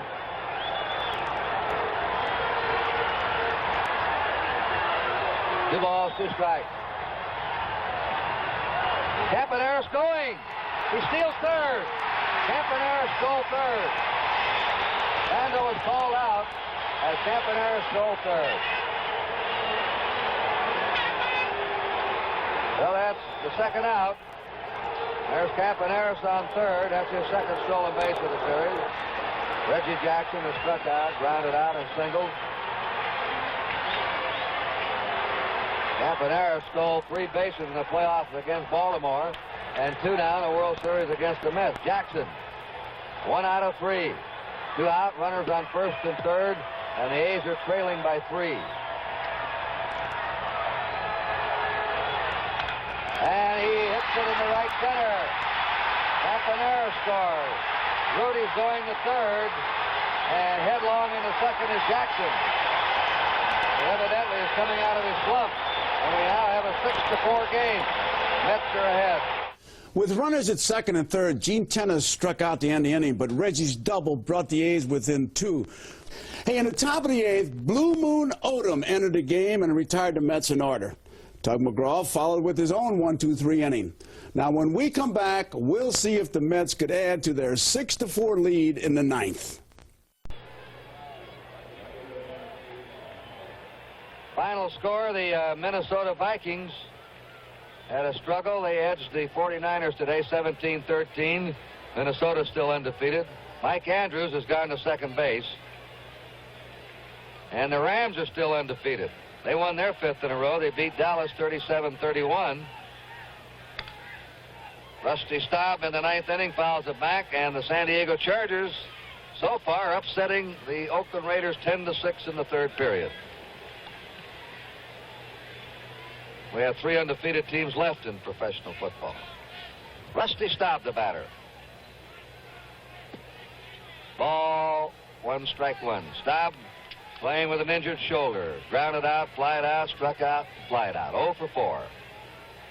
John Odom pitching in his 2nd inning of relief. Staub has a base hit to center. He's recovering.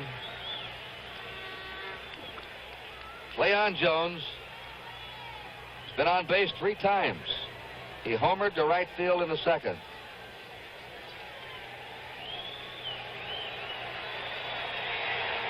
Here's Staub's swing. He's still favoring that arm. Now, he didn't take that really big swing of his.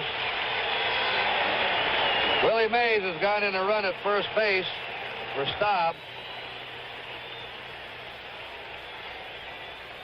Mays at first, 42 years old, as a pinch runner. Received a standing ovation yesterday when he was introduced. Said today he really appreciated it from the Oakland fans, American League fans across the bay. Jones has been on 3 times. His tennis holding against Mays. Jones has homered, single, walked, and grounded out. He's had 4 hits in 2 games of this series. A pop-up by Cleon Jones. Backpedaling is Gene Tennis. The foul ball, and he has it, and it's 1 out. You Oakland fans looking to the last of the 9th. Odom, the pitcher, scheduled to lead off. Then to the top of the order, Campaneris and Rudy. John Milner grounded out, flied out, singled, and walked. He scored 1 run.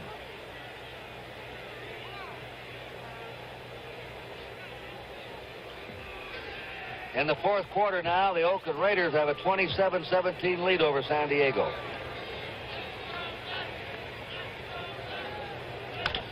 That ball's hit into right field.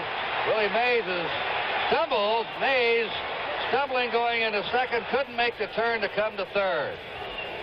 He lost his footing as he was approaching second base.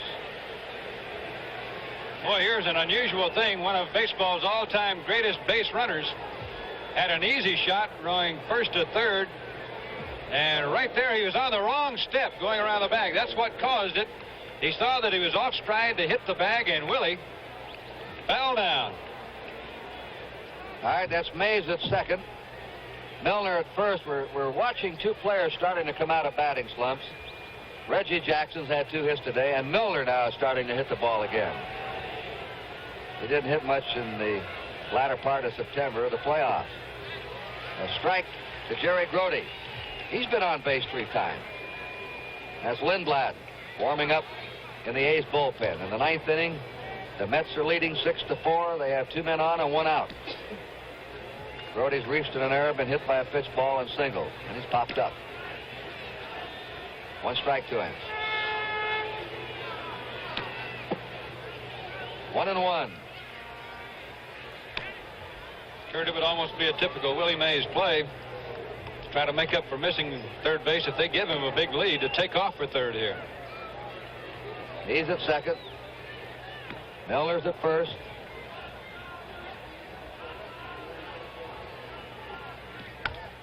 There's a pop foul. That was fair. The infield fly rule would be called. Bando squeezes it for the second out. And Don Hahn,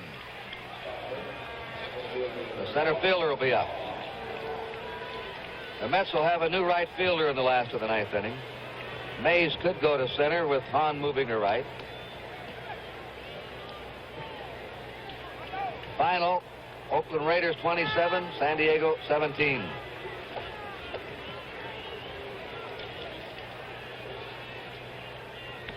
Did a great job on the anthem, Tennessee. Tennessee Ernie Ford, who sang our national anthem today, and he was really with it. 1 ball, no strikes.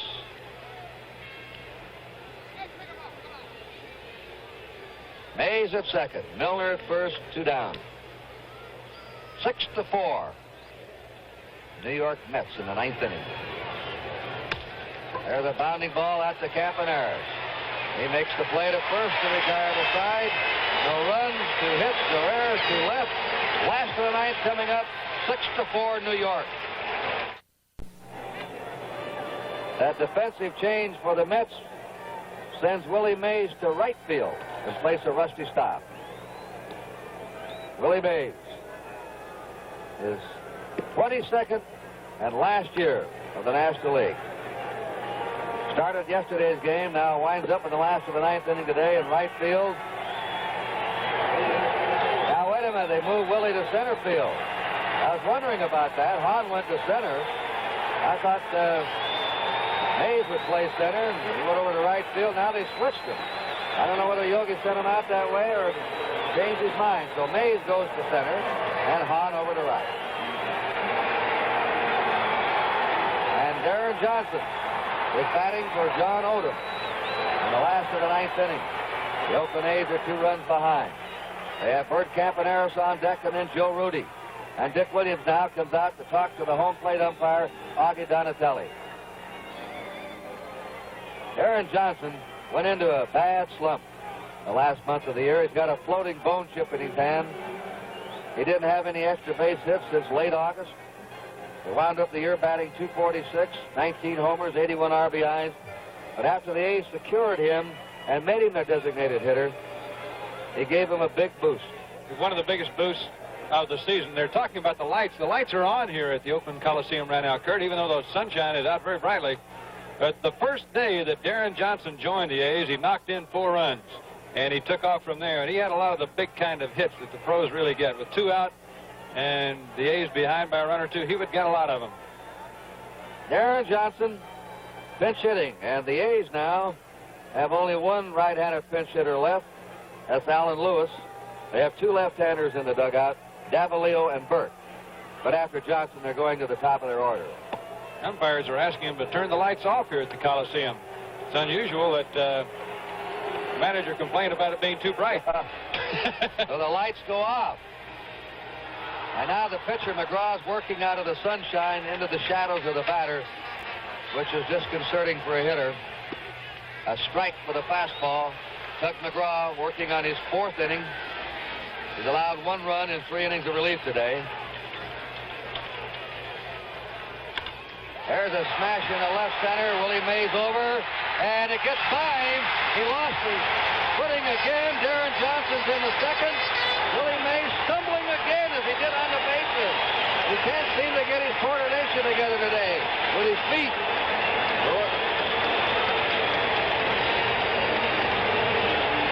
Boy, Kurt, this is the thing that I think all sports fans in all areas hate to see, is a great one playing in his last years having this kind of trouble, standing up and falling down, that kind of thing. We'll have a pinch runner now. The Panamanian Express, Alan Lewis, goes in to run for Darren Johnson. I think the sun bothered Willie. 10 years ago, he would have put that ball in his hip pocket. Underhanded. With blindfolds on him. Right. And a handkerchief. So Darren Johnson, they have scored a double for Darren Johnson. He's replaced by Alan Lewis. Now Barrett has to be worried. The A's have the top of their order up, and the batter Campaneris is the tying run. Alan Lewis, a pinch runner at second.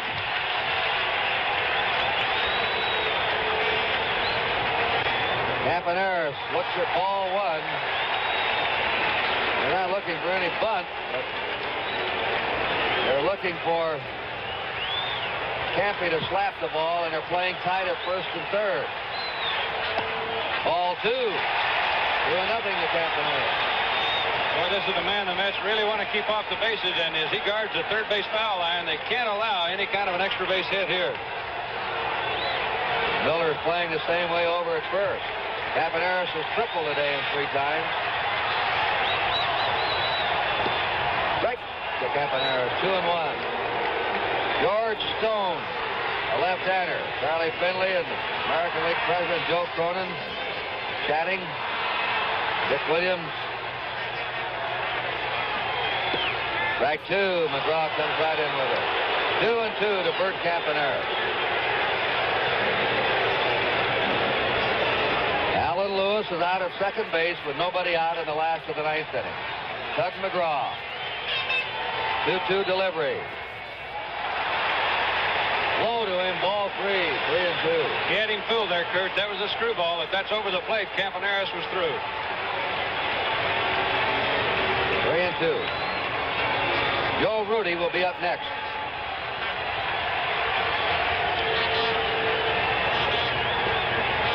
Good shot of that sunshine, and then the ball spinning into the shadows. 3-2 delivery. Took him out. A high pitch, and he got away with it.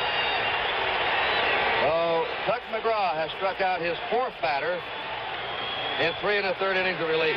You can see, Kurt, how hard it is to walk Campaneris. This looked like ball 4, possibly.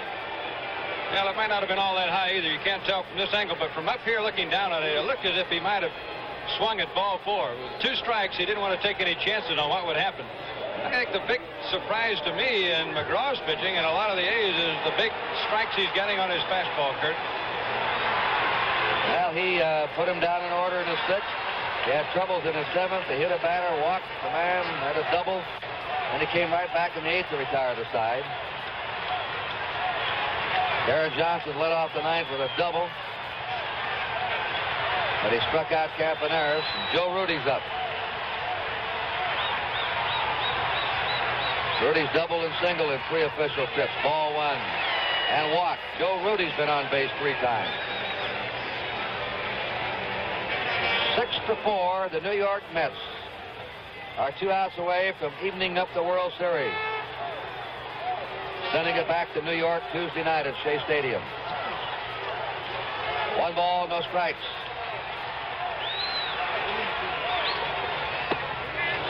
One and 1 to Rudy. A fastball again. He has really challenged some of these hitters with that. He challenged Tennis twice and struck Bando out with it. You have to have some flair to be a great reliever. McGraw has that flair. 1 ball, 1 strike. Of course, good stuff helps too. He hits it to 3rd, dropped by Garrett up. He still has time, and he's got him. Garrett kept his presence. He was looking to 2nd to see what Lewis was going to do, knocked it down, kept his cool, and still made the play. He's right on that foul line, too, Kurt. There's a ball that might have been tough for him if he's off the line. He just took his eyes off the ball, you could see, to see what Lewis was going to do. But he had it in front of him. It was no tough play at all. All right, the A's are down to their last out. Dick Williams doesn't like it. Sal Bando has tripled in 4 times. There's a runner at 2nd. 2 down. The A's are 2 runs behind. George Stone continues to nonchalantly warm up in the Met bullpen in case it would be needed. A ball to Bando. Lewis at 2nd. Doug McGraw, native Californian.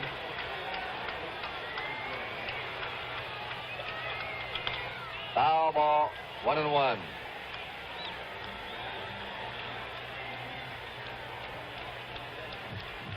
Lewis at 2nd. I think the A's better get used to looking at McGraw. I think they're going to see plenty of him in this series. And Yogi just kept throwing those left-handers out there. Parker worked only 1 inning today. There's his screwball. I mean, he's really got these A's tied up with that pitch. He's missed with some of them. Tom Seaver, John Matlack, alongside of Berra, starting to get a happy look on their faces. The 1-2 pitch. 2-2 to Bando. McGraw teasing everybody with more suspense. 6-4 Mets, last of the 9th. 2-2. Foul back. Right at him with a letter-high fastball, and I doubt that Bando sees another one of those. 2 balls, 2 strikes. Lewis leads off 2nd. Didn't miss by much inside. 3-2.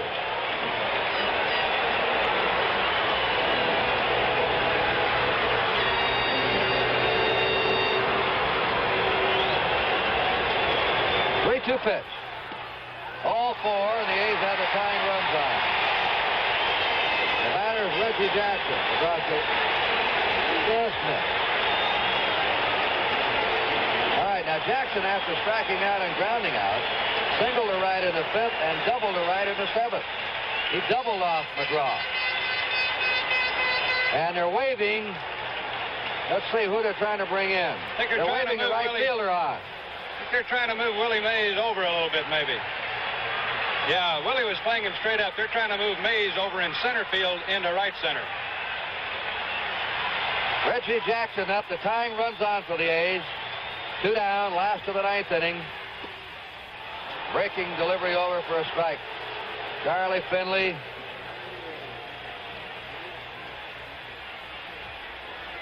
Jackson 2 out of 4. Hitless yesterday. And remember, he has real power. 32 homers this year. We haven't seen that power in the playoffs of the World Series yet. 1 strike. He hits a ground ball in the right field. Lewis is scoring.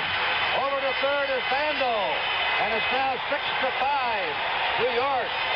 And the A's have the tying run at third, the winning run at first, as Jackson delivers his 3rd hit in a row.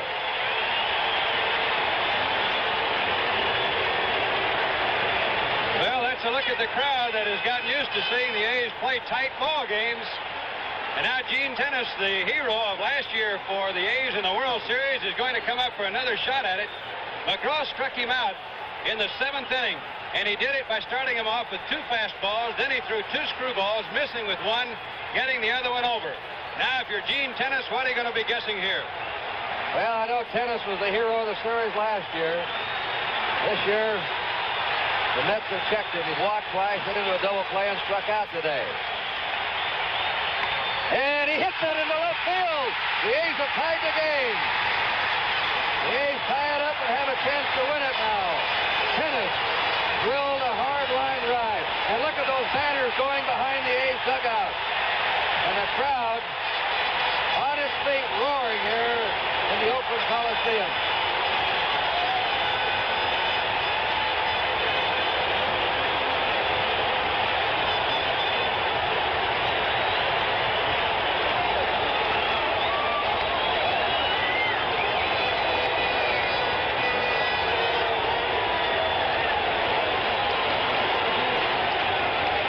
They didn't make much noise here in Oakland. All right, Jesus Aluza. Alou to the box. We're going to extra innings. Alou bounces out on the first pitch. The A's tied it in the 9th. They had 2 runs on 3 hits. No errors. They left 2. At the end of 9, a game 6-6. Injector shavers, the best shave of your life is just ahead. Introducing Track 2 twin injector blades. Twin blades that fit your injector razor. Now you can get twin blade closeness and safety. As the first edge shaves, it lifts the whiskers so the second edge can shave it again. With closeness and safety never possible from injector shaving until Track 2 twin injector blades. New from Gillette. For the best injector shave of your life. Nobody wants to look at underarm stains, but they're a real problem. You use an antiperspirant, you still get stains. Stains that won't wash up. Well, now there's a new antiperspirant. The first anti-stain antiperspirant by Right Guard. A new powder so effective, it helps stop wetness and stains. See for yourself. New Right Guard Powder Dry Antiperspirant. It's the first anti-stain antiperspirant by Right Guard. Raleigh Fingers. The roar for Reggie Jackson out in center. Jackson getting a standing ovation out there from the fans. He acknowledges it. 3 hits in a row today off left-handed pitching. They're going out his first 2 times up. Dick Williams is going over the lineup cards now with the umpire, Augie Donatelli. And Raleigh Fingers, who yesterday went 3 2/3 innings. Yogi Berra saw his club blow that lead in the 9th. 3 1/3 yesterday for Raleigh Fingers. The Mets will have Bud Harrelson leading off. We don't know who'll bat next. Harrelson's played shallow. Fingers, 6 games. He appeared in last World Series. The second one today. Now I think they're asking to turn the lights on now, Kurt.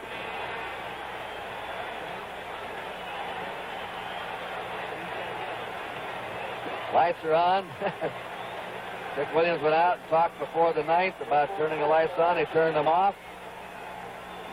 Lights are not on. The shadows now are deeper, as you can see. They're gradually creeping toward the pitching mound. Maybe they want these lights on now to cut the shadows. You have to turn the lights on before the start of an inning. Same advantage or disadvantage for both teams, however you want to put it. Dick Williams is trying to find the electrician, I believe. Maybe he has a card. Fingers is in bright sunshine here, but the shadows come on very quickly right out in front of that mound. Doug McCraw is still out on deck. He would be due to bat behind Harrelson.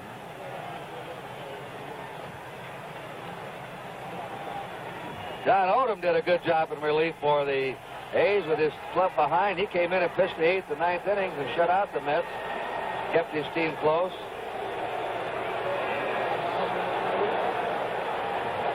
And game 2 of the World Series is tied 6-6. We're going to the 10th inning. The A's were trailing 6-3 today. They got a run in the 7th and 2 in the 9th. The last 8 times that a series game went into extra innings, it was decided in the 10th.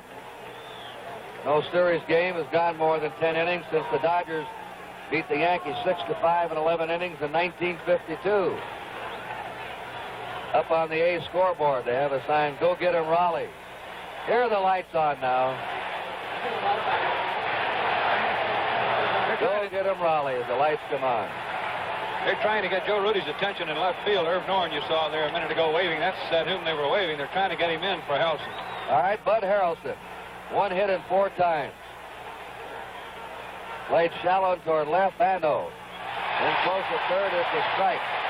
Raleigh Fingers yesterday.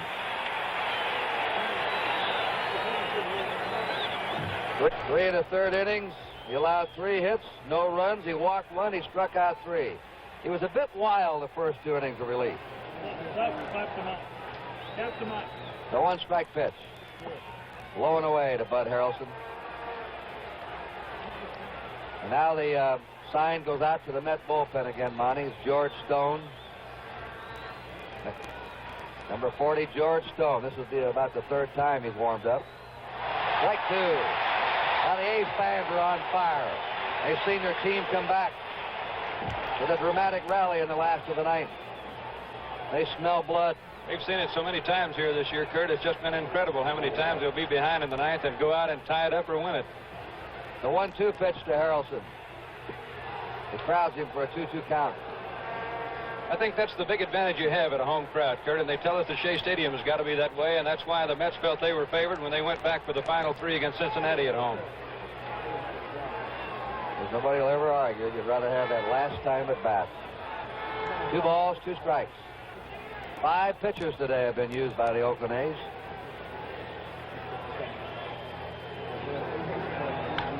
There's a shot by Campaneris in the center field. Bud Harrelson's on to start the 10th. Just to the left of Campy. Now McGraw is coming out. And everybody in the park's looking for him to bunt.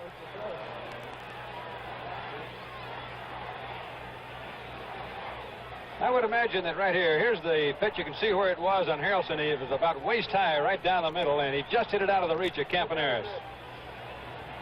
With Dick Green in the lineup, the A's might have their second baseman charging here, but Mike Andrews hasn't played that much at second base for Oakland, so I would imagine that Bando and Tennis would be the men charging the plate here, and Andrews would go to cover first.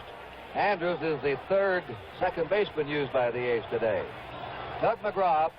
Bando will be ready to come in on him. He's already creeping in. Throws Tennis. It's pushed to the box. Fingers throws to second. Safe. Back to first. Out. But Harrelson safe at second. And the Mets now have the go-ahead run at second base. Fingers gambled. And he was late at second base.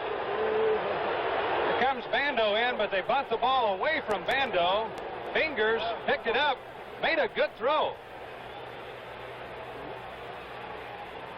Just out of our picture where Campaneris' foot was on that angle, but you can see that his relay to first did nail the runner there for 1 out. 1 out. Top of the order up now. Wayne Garrett. Let's take a look at this runner going into second on that last play. This is Bud Harrelson. And he beats the throw. He's safe. Ball 1 to Wayne Garrett. Garrett hit a home run in the third. That's been his lone hit today. He has struck out 3 times a walk. 1 out of 4. Game tied 6-6 in the top of the 10th. Bud Harrelson is second, 1 down.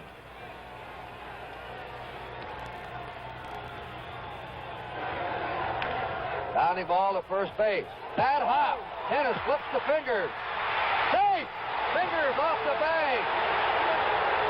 Fingers was not on the bag. The ball nearly hopped over Tennis's head on a bad hop.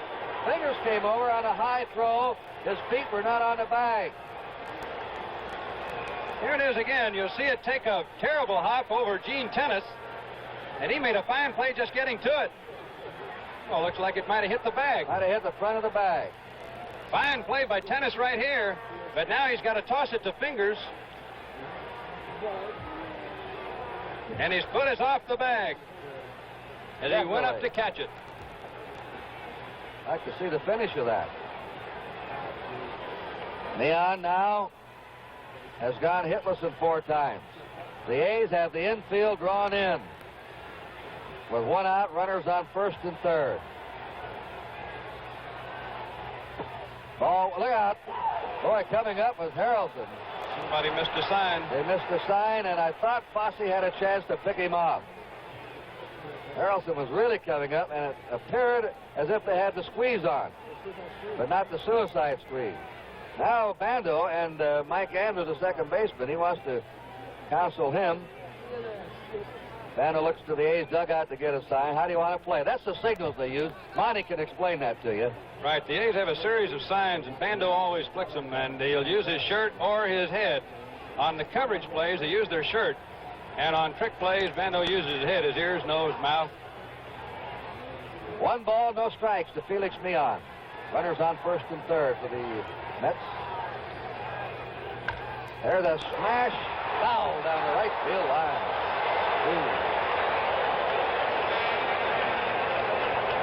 Wayne Garrett going back to first, and Bud Harrelson to third. Oh, this Harrelson's a fine little ball player. Does a lot of things to beat you, to keep innings alive, and to cut off the big offense with his fine defensive plays. 1 ball, 1 strike. Raleigh Fingers pitching to Felix Meon. Willie Mays is on deck.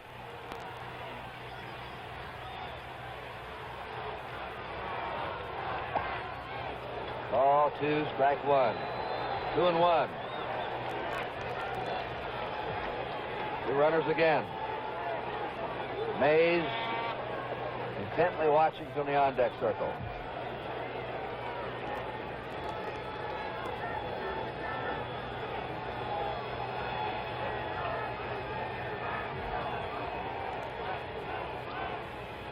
This is a 2-1 pitch coming up.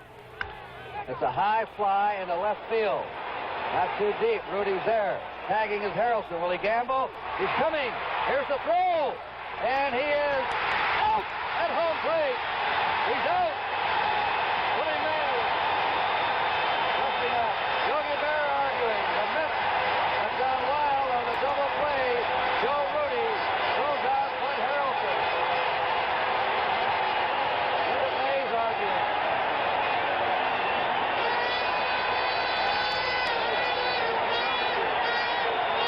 Monty. Here it is. Harrelson was going to go all the way. The throw from Rudy, who is a fine thrower, got to Fosse. The question is, did Fosse tag him? He's got it in plenty of time to tag him. He might have missed him right there. You can't tell with this angle, but he definitely had a shot at him. Let's look at this angle now. Rudy lets it go. A great throw by Rudy. Coming in. Fosse has it now, reaches for it, but it appears that he missed him. Hey, look at the position of the umpire here, Kurt. He's lying down on the ground. Look at this. He really wants to get a look at it. Look at Willie Mays saying, no, right down there with the umpire. He missed the tag.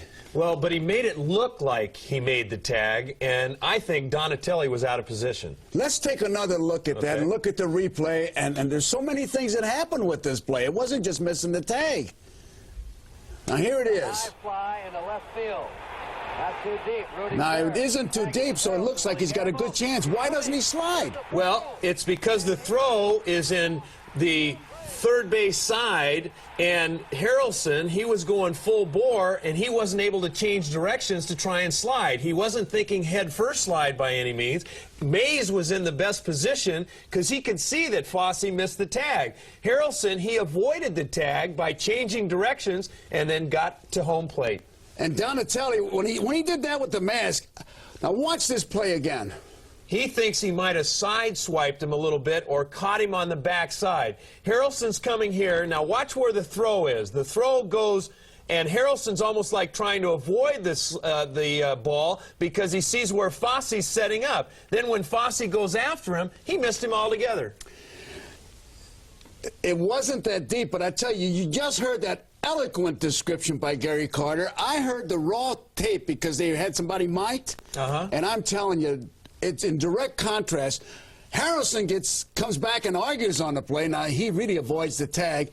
And Harrelson, in his squeaky voice, says something like, I'm not going to pay for your incompetency.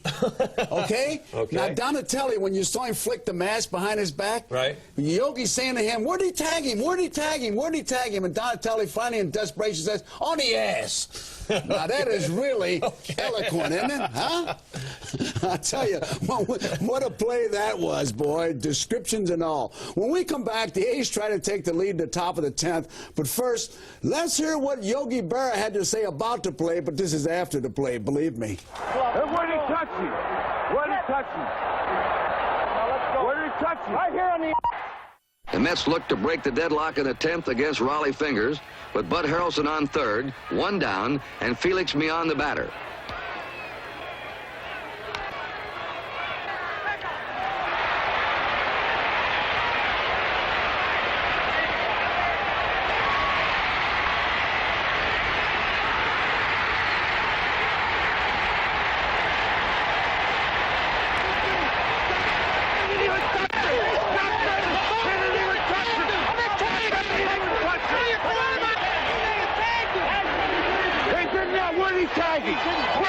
You missed the damn thing.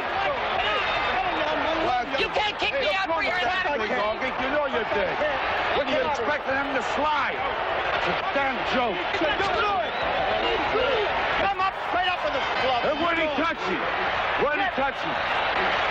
Now let's go. Where did he touch you? Right here on the... Here comes a replay in slow motion with stop action frames, and you can make your own call.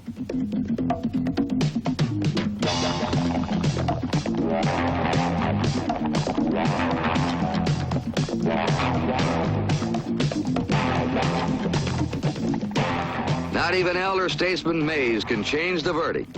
Well, he had a shot at him. Let's look at this angle now. Rudy lets it go. A great throw by Rudy. Coming in. Fosse has it now, reaches for it, but it appears that he missed it. Hey, look at the position of the umpire here, Kurt. He's lying down on the ground. Look at this. He really wants to get a look at it. Look at Willie Mays saying, no! Right down there with the umpire.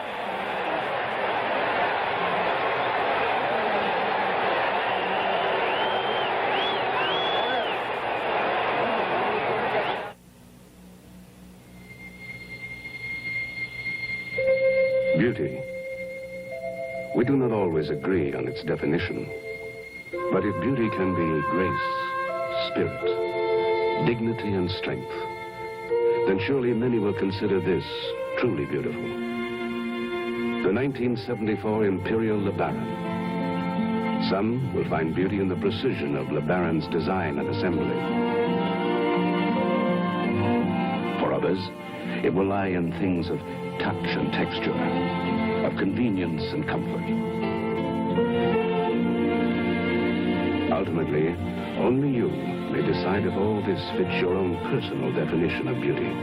If so, then we welcome you to Imperial LeBaron, a proud new generation of luxury motor car.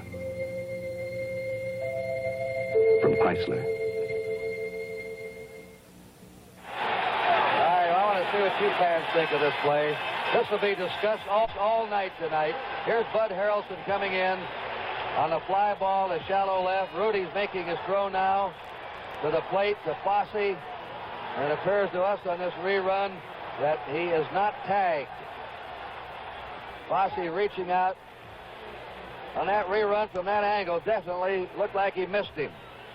But here's the last of the 10th. Ray Fosse's up, and the first pitch is strike. Well, we showed you that rerun. They'll be rerunning that 100 times tonight around America. News shows on NBC. Strike. 1 ball, 1 to Fosse, who's hitless for 3 times. So that was a double play. And the game is tied 6-6 in the last of the 10th. The screwball by Tug McGraw has Fosse fooled. McGraw has pitched 4 innings of relief. Allowed 4 hits, 2 runs, walked 2. He has struck out 3. He pitched 2 innings yesterday. He's actually given 3 runs up today. Tantalizing pitch again, a 2-2 count. Mike Andrews is on deck. And then the pitcher, Raleigh Fingers. That's Andrews. Struck him out on a fastball. McGraw, you know, he gives you this, gives you that. He didn't suddenly pop that fastball in. 1 out in the last of the 10th inning for the Oakland A's. The late Tudor's in. They were trailing 6-3. They scored a run in the 7th. Reggie Jackson's double in the 9th. They had 2 down. Bando walk. Jackson single. After Johnson had led off with a double. Ball that Willie Mays lost somewhat in the sun. Foul back. Jackson knocked in a run. Then Gene Tennis singled to left on the first pitch to drive in the tying run. So the A's rallied to keep it going. Kurt, Mike Andrews was on Dick Williams' 1967 Boston Red Sox Miracle Championship team in the American League. The strike. He did a good job that year for the Red Sox, especially with the bat. A manager never forgets a player that does a good job. You know, he has confidence in him, Monty. That's right, and as soon as he became available from Chicago, Dick Williams told Charlie Finley, I'd like to have him. He'll be able to help us. 2-strike pitch to Mike Andrews. A ball, 1-2. This game is tied 6-6, last of the 10th inning. It's been packed with just about everything you'd want. Home runs, some bad plays, some great plays. The most discussed play, though, will be the tag at the plate that they have called a double play. Kurt, I think that shot that we had of Willie Mays down on his knees pleading with Donatelli was as dramatic a shot as I've ever seen on television. He wasn't pleading, I don't think. Not exactly. 2-2. I think he was saying some other things. A 2-2 delivery. All 3 in the dirt to Mike Andrews. 3-2. Raleigh Fingers will be up next. There's no action in the A's bullpen. And there's Fingers. 2 of baseball's premier relievers are going at it now, Fingers and McGraw. The 3-2 pitch. Strike 3, he's out. McGraw's had an odd pattern today. He puts him down in order 1 inning, and he struggles the next inning. Came back in the 8th after giving up a run, facing 6 batters in the 7th. He put him down in order in the 8th. And he gave up 2 runs in the 9th. Now he's retired the first 2 batters in the 10th. Raleigh Fingers. With 2 down, nobody on. 6-6 tie. Ball 1 to Fingers. Campaneris on deck.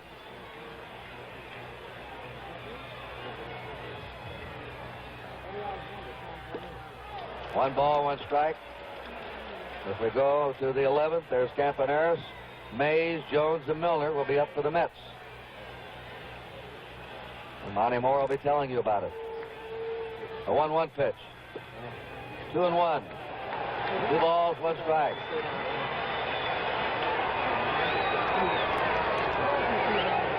$50,000 fans today, and Beautiful sunshiny day. Watch the high fly. The Mays out in center field. Willie's coming on. And he has it. I think he lost the ball in the sun at first. He's out. 1, 2, 3, they go down. We're going to the 11th inning with a score 6-6. Dry look. Doug Higgins, wethead. Hey, Doug... wait a minute. I'm not a wethead by choice. My hair is just naturally oily. Looks wet even when it isn't. No problem, Doug. For you, Gillette has a brand new kind of aerosol hair control. The dry look for oily hair. It's specially formulated to absorb excess oils, to leave oily hair looking clean, natural, and dry. Adjustable valve sprays as light as you like. Doug Higgins, the dry look for oily hair. You are about to get a bird's eye view of the difference between a one-blade shave on your left and a two-bladed Track 2 shave on your right. As both razors shave, the first blade lifts the whisker out from the face. But the Track 2 razor has a second blade that can shave the whisker again, closer, before it all snaps back. Even with 2 strokes, no one-blade razor can make that statement.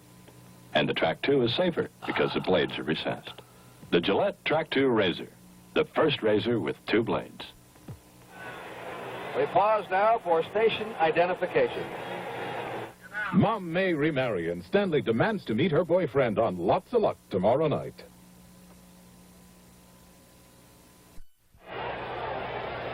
Willie Mays batting in the 11th inning with a count of 1 ball and no strikes. Ball 2. Honey, it's interesting. Tony Kubek has come back upstairs. He was down on the field preparing for some post-game interviews if we had time. Did you hear anything down there interesting on that tag at the plate? I did overhear something, and I saw 3 angles on the replay, which it was difficult to tell on, but I did overhear Fosse saying to his own players, I think I brushed him. With the ball or the shoulder? 2-0 on Willie Mays. Fouled off, and you know Willie's trying to hit one downtown here.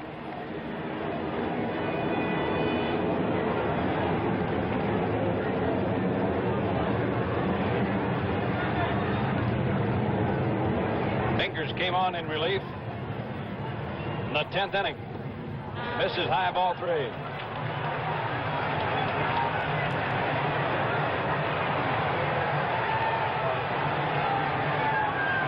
On deck, Jones. Paul Lindblad goes to work in the Oakland bullpen. Willie pops it up.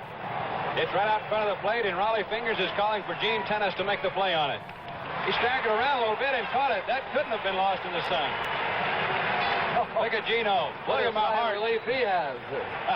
I tell you, he's a dandy. Gene, World Series pressure taking place right now. Gino really making sure on it. Here's Cleon Jones. He homered in the 2nd inning, single in the 4th, walked and scored in the 6th, and twice. They've gotten him since then on a ground out and a pop-up. Paul Lindblad sits down again. He's the only man left in the Oakland bullpen who is a reliever. Sidearm slider, ball 1. Fingers hasn't thrown many breaking balls since coming on here.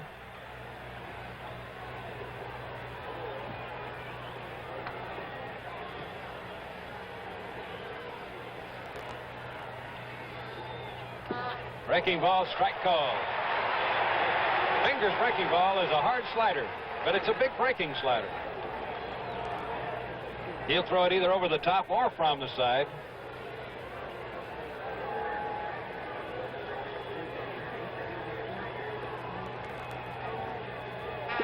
There it is. And he had Jones out front.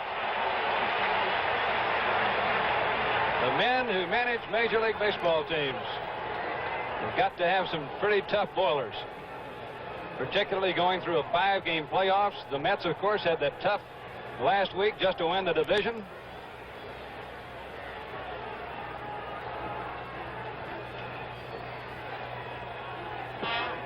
Taking a shot at the outside corner with a fastball. Raleigh missed it. There's Dick Williams. Twice has been manager of the year in the American League. Once with Boston and once with the Oakland A's.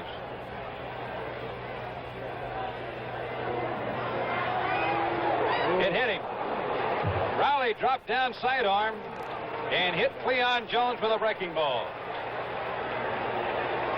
Look at it again. Early in the ball game, we had an important pitch thrown by the opposing relief pitcher, Tug McGraw, which may have been a big pitch and had kept the A's in this ball game to go in the extra inning. That was the one with 2 strikes, of course, that hit Campaneris off the helmet. A big run scored in that play. 1 out, 11th inning. Here's John Milner, who led the Mets in home runs this year.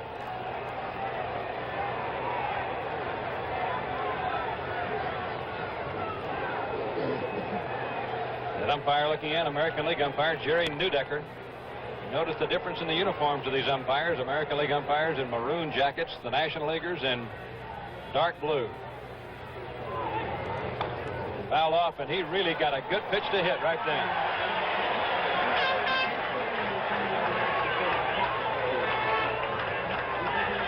Scores tied at 6 apiece after 2 out. In the 9th inning, Sal Bando worked McGraw for a walk. Reggie Jackson followed with a single. Gene Tennis followed with another, and that tied the game. Fingers missing, and it's 1 ball, 1 strike. You can just see him once in a while rear back and really try to get something extra on that fastball.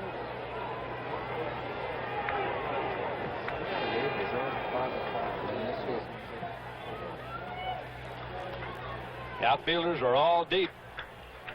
Jackson, the center fielder, shaded just a bit towards right center field for Milner. Foul ball.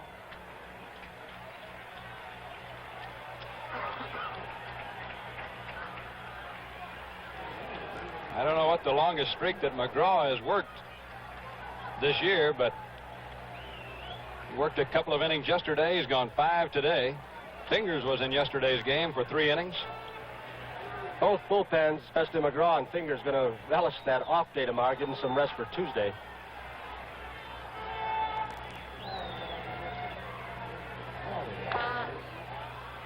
Milner's really trying to jerk one here. He's been on top of those last 2 pitches.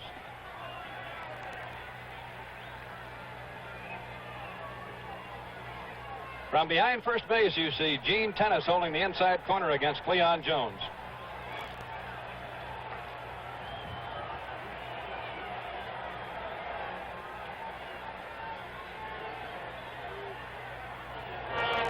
Breaking ball. He tried the give-up pitch then and missed outside, says the plate umpire. That was that little subtle motion with the left hand. The give-up pitch is one where they're ahead of the batter. They started off outside to make it look as if it's going to be way outside. The batter will give up on it. It just keeps turning and hits that outside corner. Raleigh thought he had it.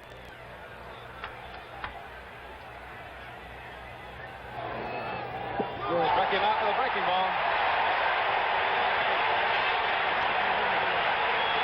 Raleigh Fingers' first strikeout, and Sal Bando goes in to talk.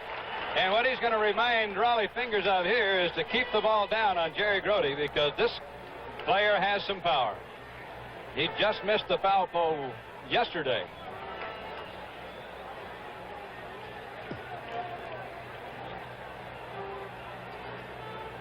The A's 6, the Mets 6, 11th inning of game number 2 being played at the Oakland Coliseum.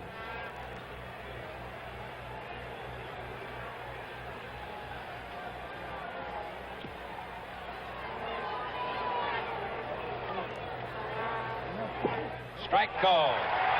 Good live fastball. Sal Bando, the Oakland A's third baseman, giving up a lot of ground to his left as he stands almost on the foul line at third base. It would take an extra base blow here to score the runner from first, and they're not going to get it to the right of Bando.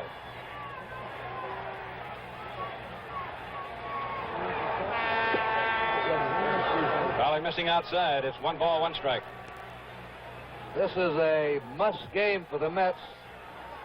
They're having that lead. They let this one get away. Down 2 games. Put them in a tough spot, even though they're going home. They're going home, and they've got their 2 aces to go those next 2 games, Seaver and Matlack. Breaking ball, just missed. Boy, Fingers' slider's really breaking a long ways, and he's missing awfully close on some of it. Breaking so much. There's Yogi Berra, the only other man to win a pennant, both the National and the American League. The other, Joe McCarthy. It's breaking almost as big as a flat curveball to these right-handers. Bigger than the slider, as you normally call a slider. Back to the fastball. He missed outside with it. He's gone a 3-1 count now on a batter that he didn't want to have to get behind. When Fingers gets in trouble with that breaking ball, it's when he hangs it on the inside to the right-hand batter. Because the batter's first reaction is to bail out just a little bit. See if Jones goes on a 3-1 count here. He's not going. Line drive left field. It's a base hit. Jones goes to second as Rudy picks the ball up, and now the Mets have a man in scoring position, and Don Hahn comes up.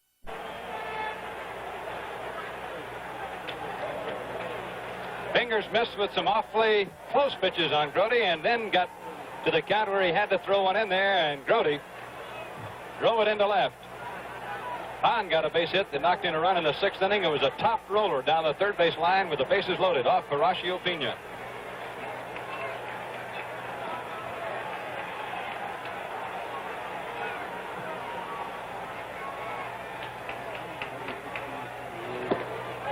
Fingers went at him with hard stuff. The A's have kept away from Hahn mostly in this series.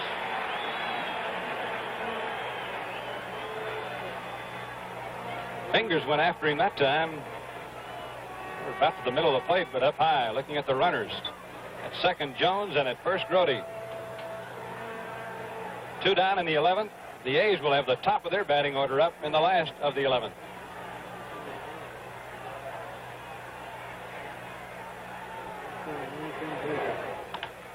Foul ball over the Met bullpen and into the crowd.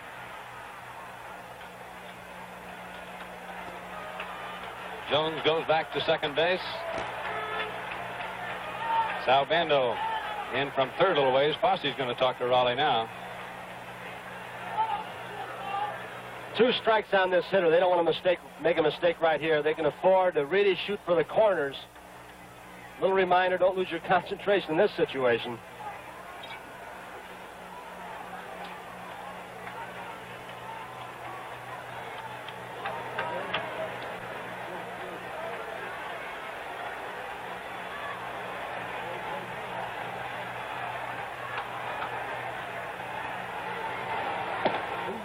Boy, he busted it high. That's as hard as Raleigh's thrown the ball today. 1 ball, 2 strikes. Don Hahn, a .227 hitter who's driven in 21 runs this year for New York. He was tough down the stretch for them.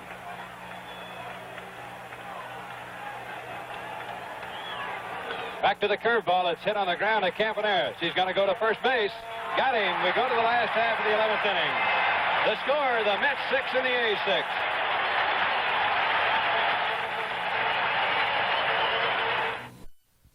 Don Hahn grounded out to end the top of the 11th inning, and the game was still tied.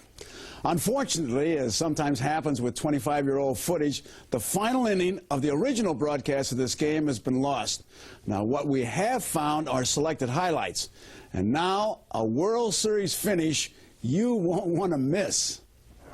Harrelson doubles, and McGraw's sacrifice attempt pops over the head of hard-charging Sal Bando, and the Mets have runners on first and third. Raleigh Fingers recovers to get 2 outs, and it's all up to Willie Mays.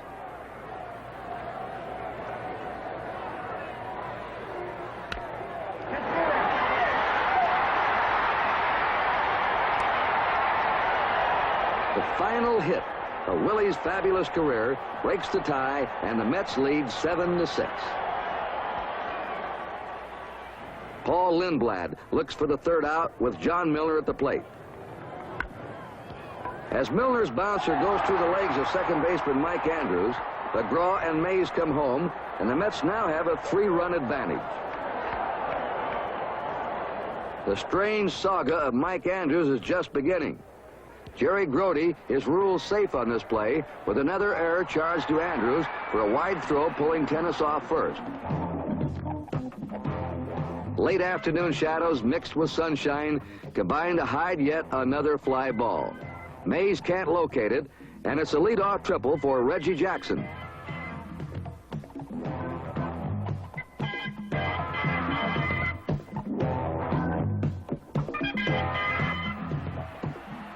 McGraw departs in favor of George Stone.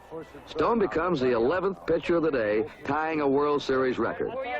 Stone finally settles the issue after Jesus Alou singles Jackson home, and the Mets escape with a wild and woolly 10-7 victory, accomplished in a mere 4 hours and 13 minutes.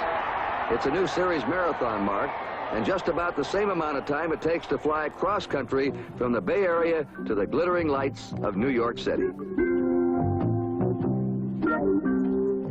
How do you like that? The old man of the World Series, Willie Mays, did it.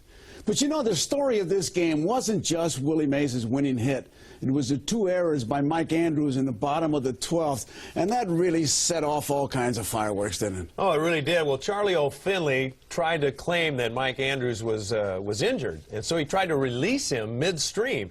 Well, the team rebelled against him, and they really kind of gathered around Mike Andrews, and with all this happening, then Bowie Kuhn, he stepped in, and he reinstated Mike Andrews, and then the fans in New York gave Mike Andrews a standing ovation at Shea Stadium because of the errors that were committed that cost him the ball game. But even Dick Williams resigned at the end of the season because he was so mad at what Charlie O'Finley did. I mean, he was quite a character. But how could you even walk in the clubhouse when your owner tells you not only does he not want you on a team, doesn't want you around? How would you feel? Well, I would feel totally embarrassed, and I just wouldn't be able to handle it really as a player. I mean, midstream in the World Series, and your owner comes in and makes you the point and says that you're the reason that we lost the game. Oh, there's no way. I couldn't handle that. Could you excuse it by just saying, well, that's Charlie Finley? No, not at all. I don't care what owner it is or George Steinbrenner. It doesn't matter. Yeah. Oh, okay. And Charlie used to bring that horse into the... No. It was a donkey, Joe. Okay, donkey, jackass, whatever you want to call it. Okay. You know, even with all the turmoil, the A's persevered and they went on to beat the Mets in 7 games for their 2nd straight World Championship. Game 2 of that '73 World Series goes down as one of the zaniest in World Series history. So for Gary Carter, I'm Joe Garagiola, and we both thank you for joining us.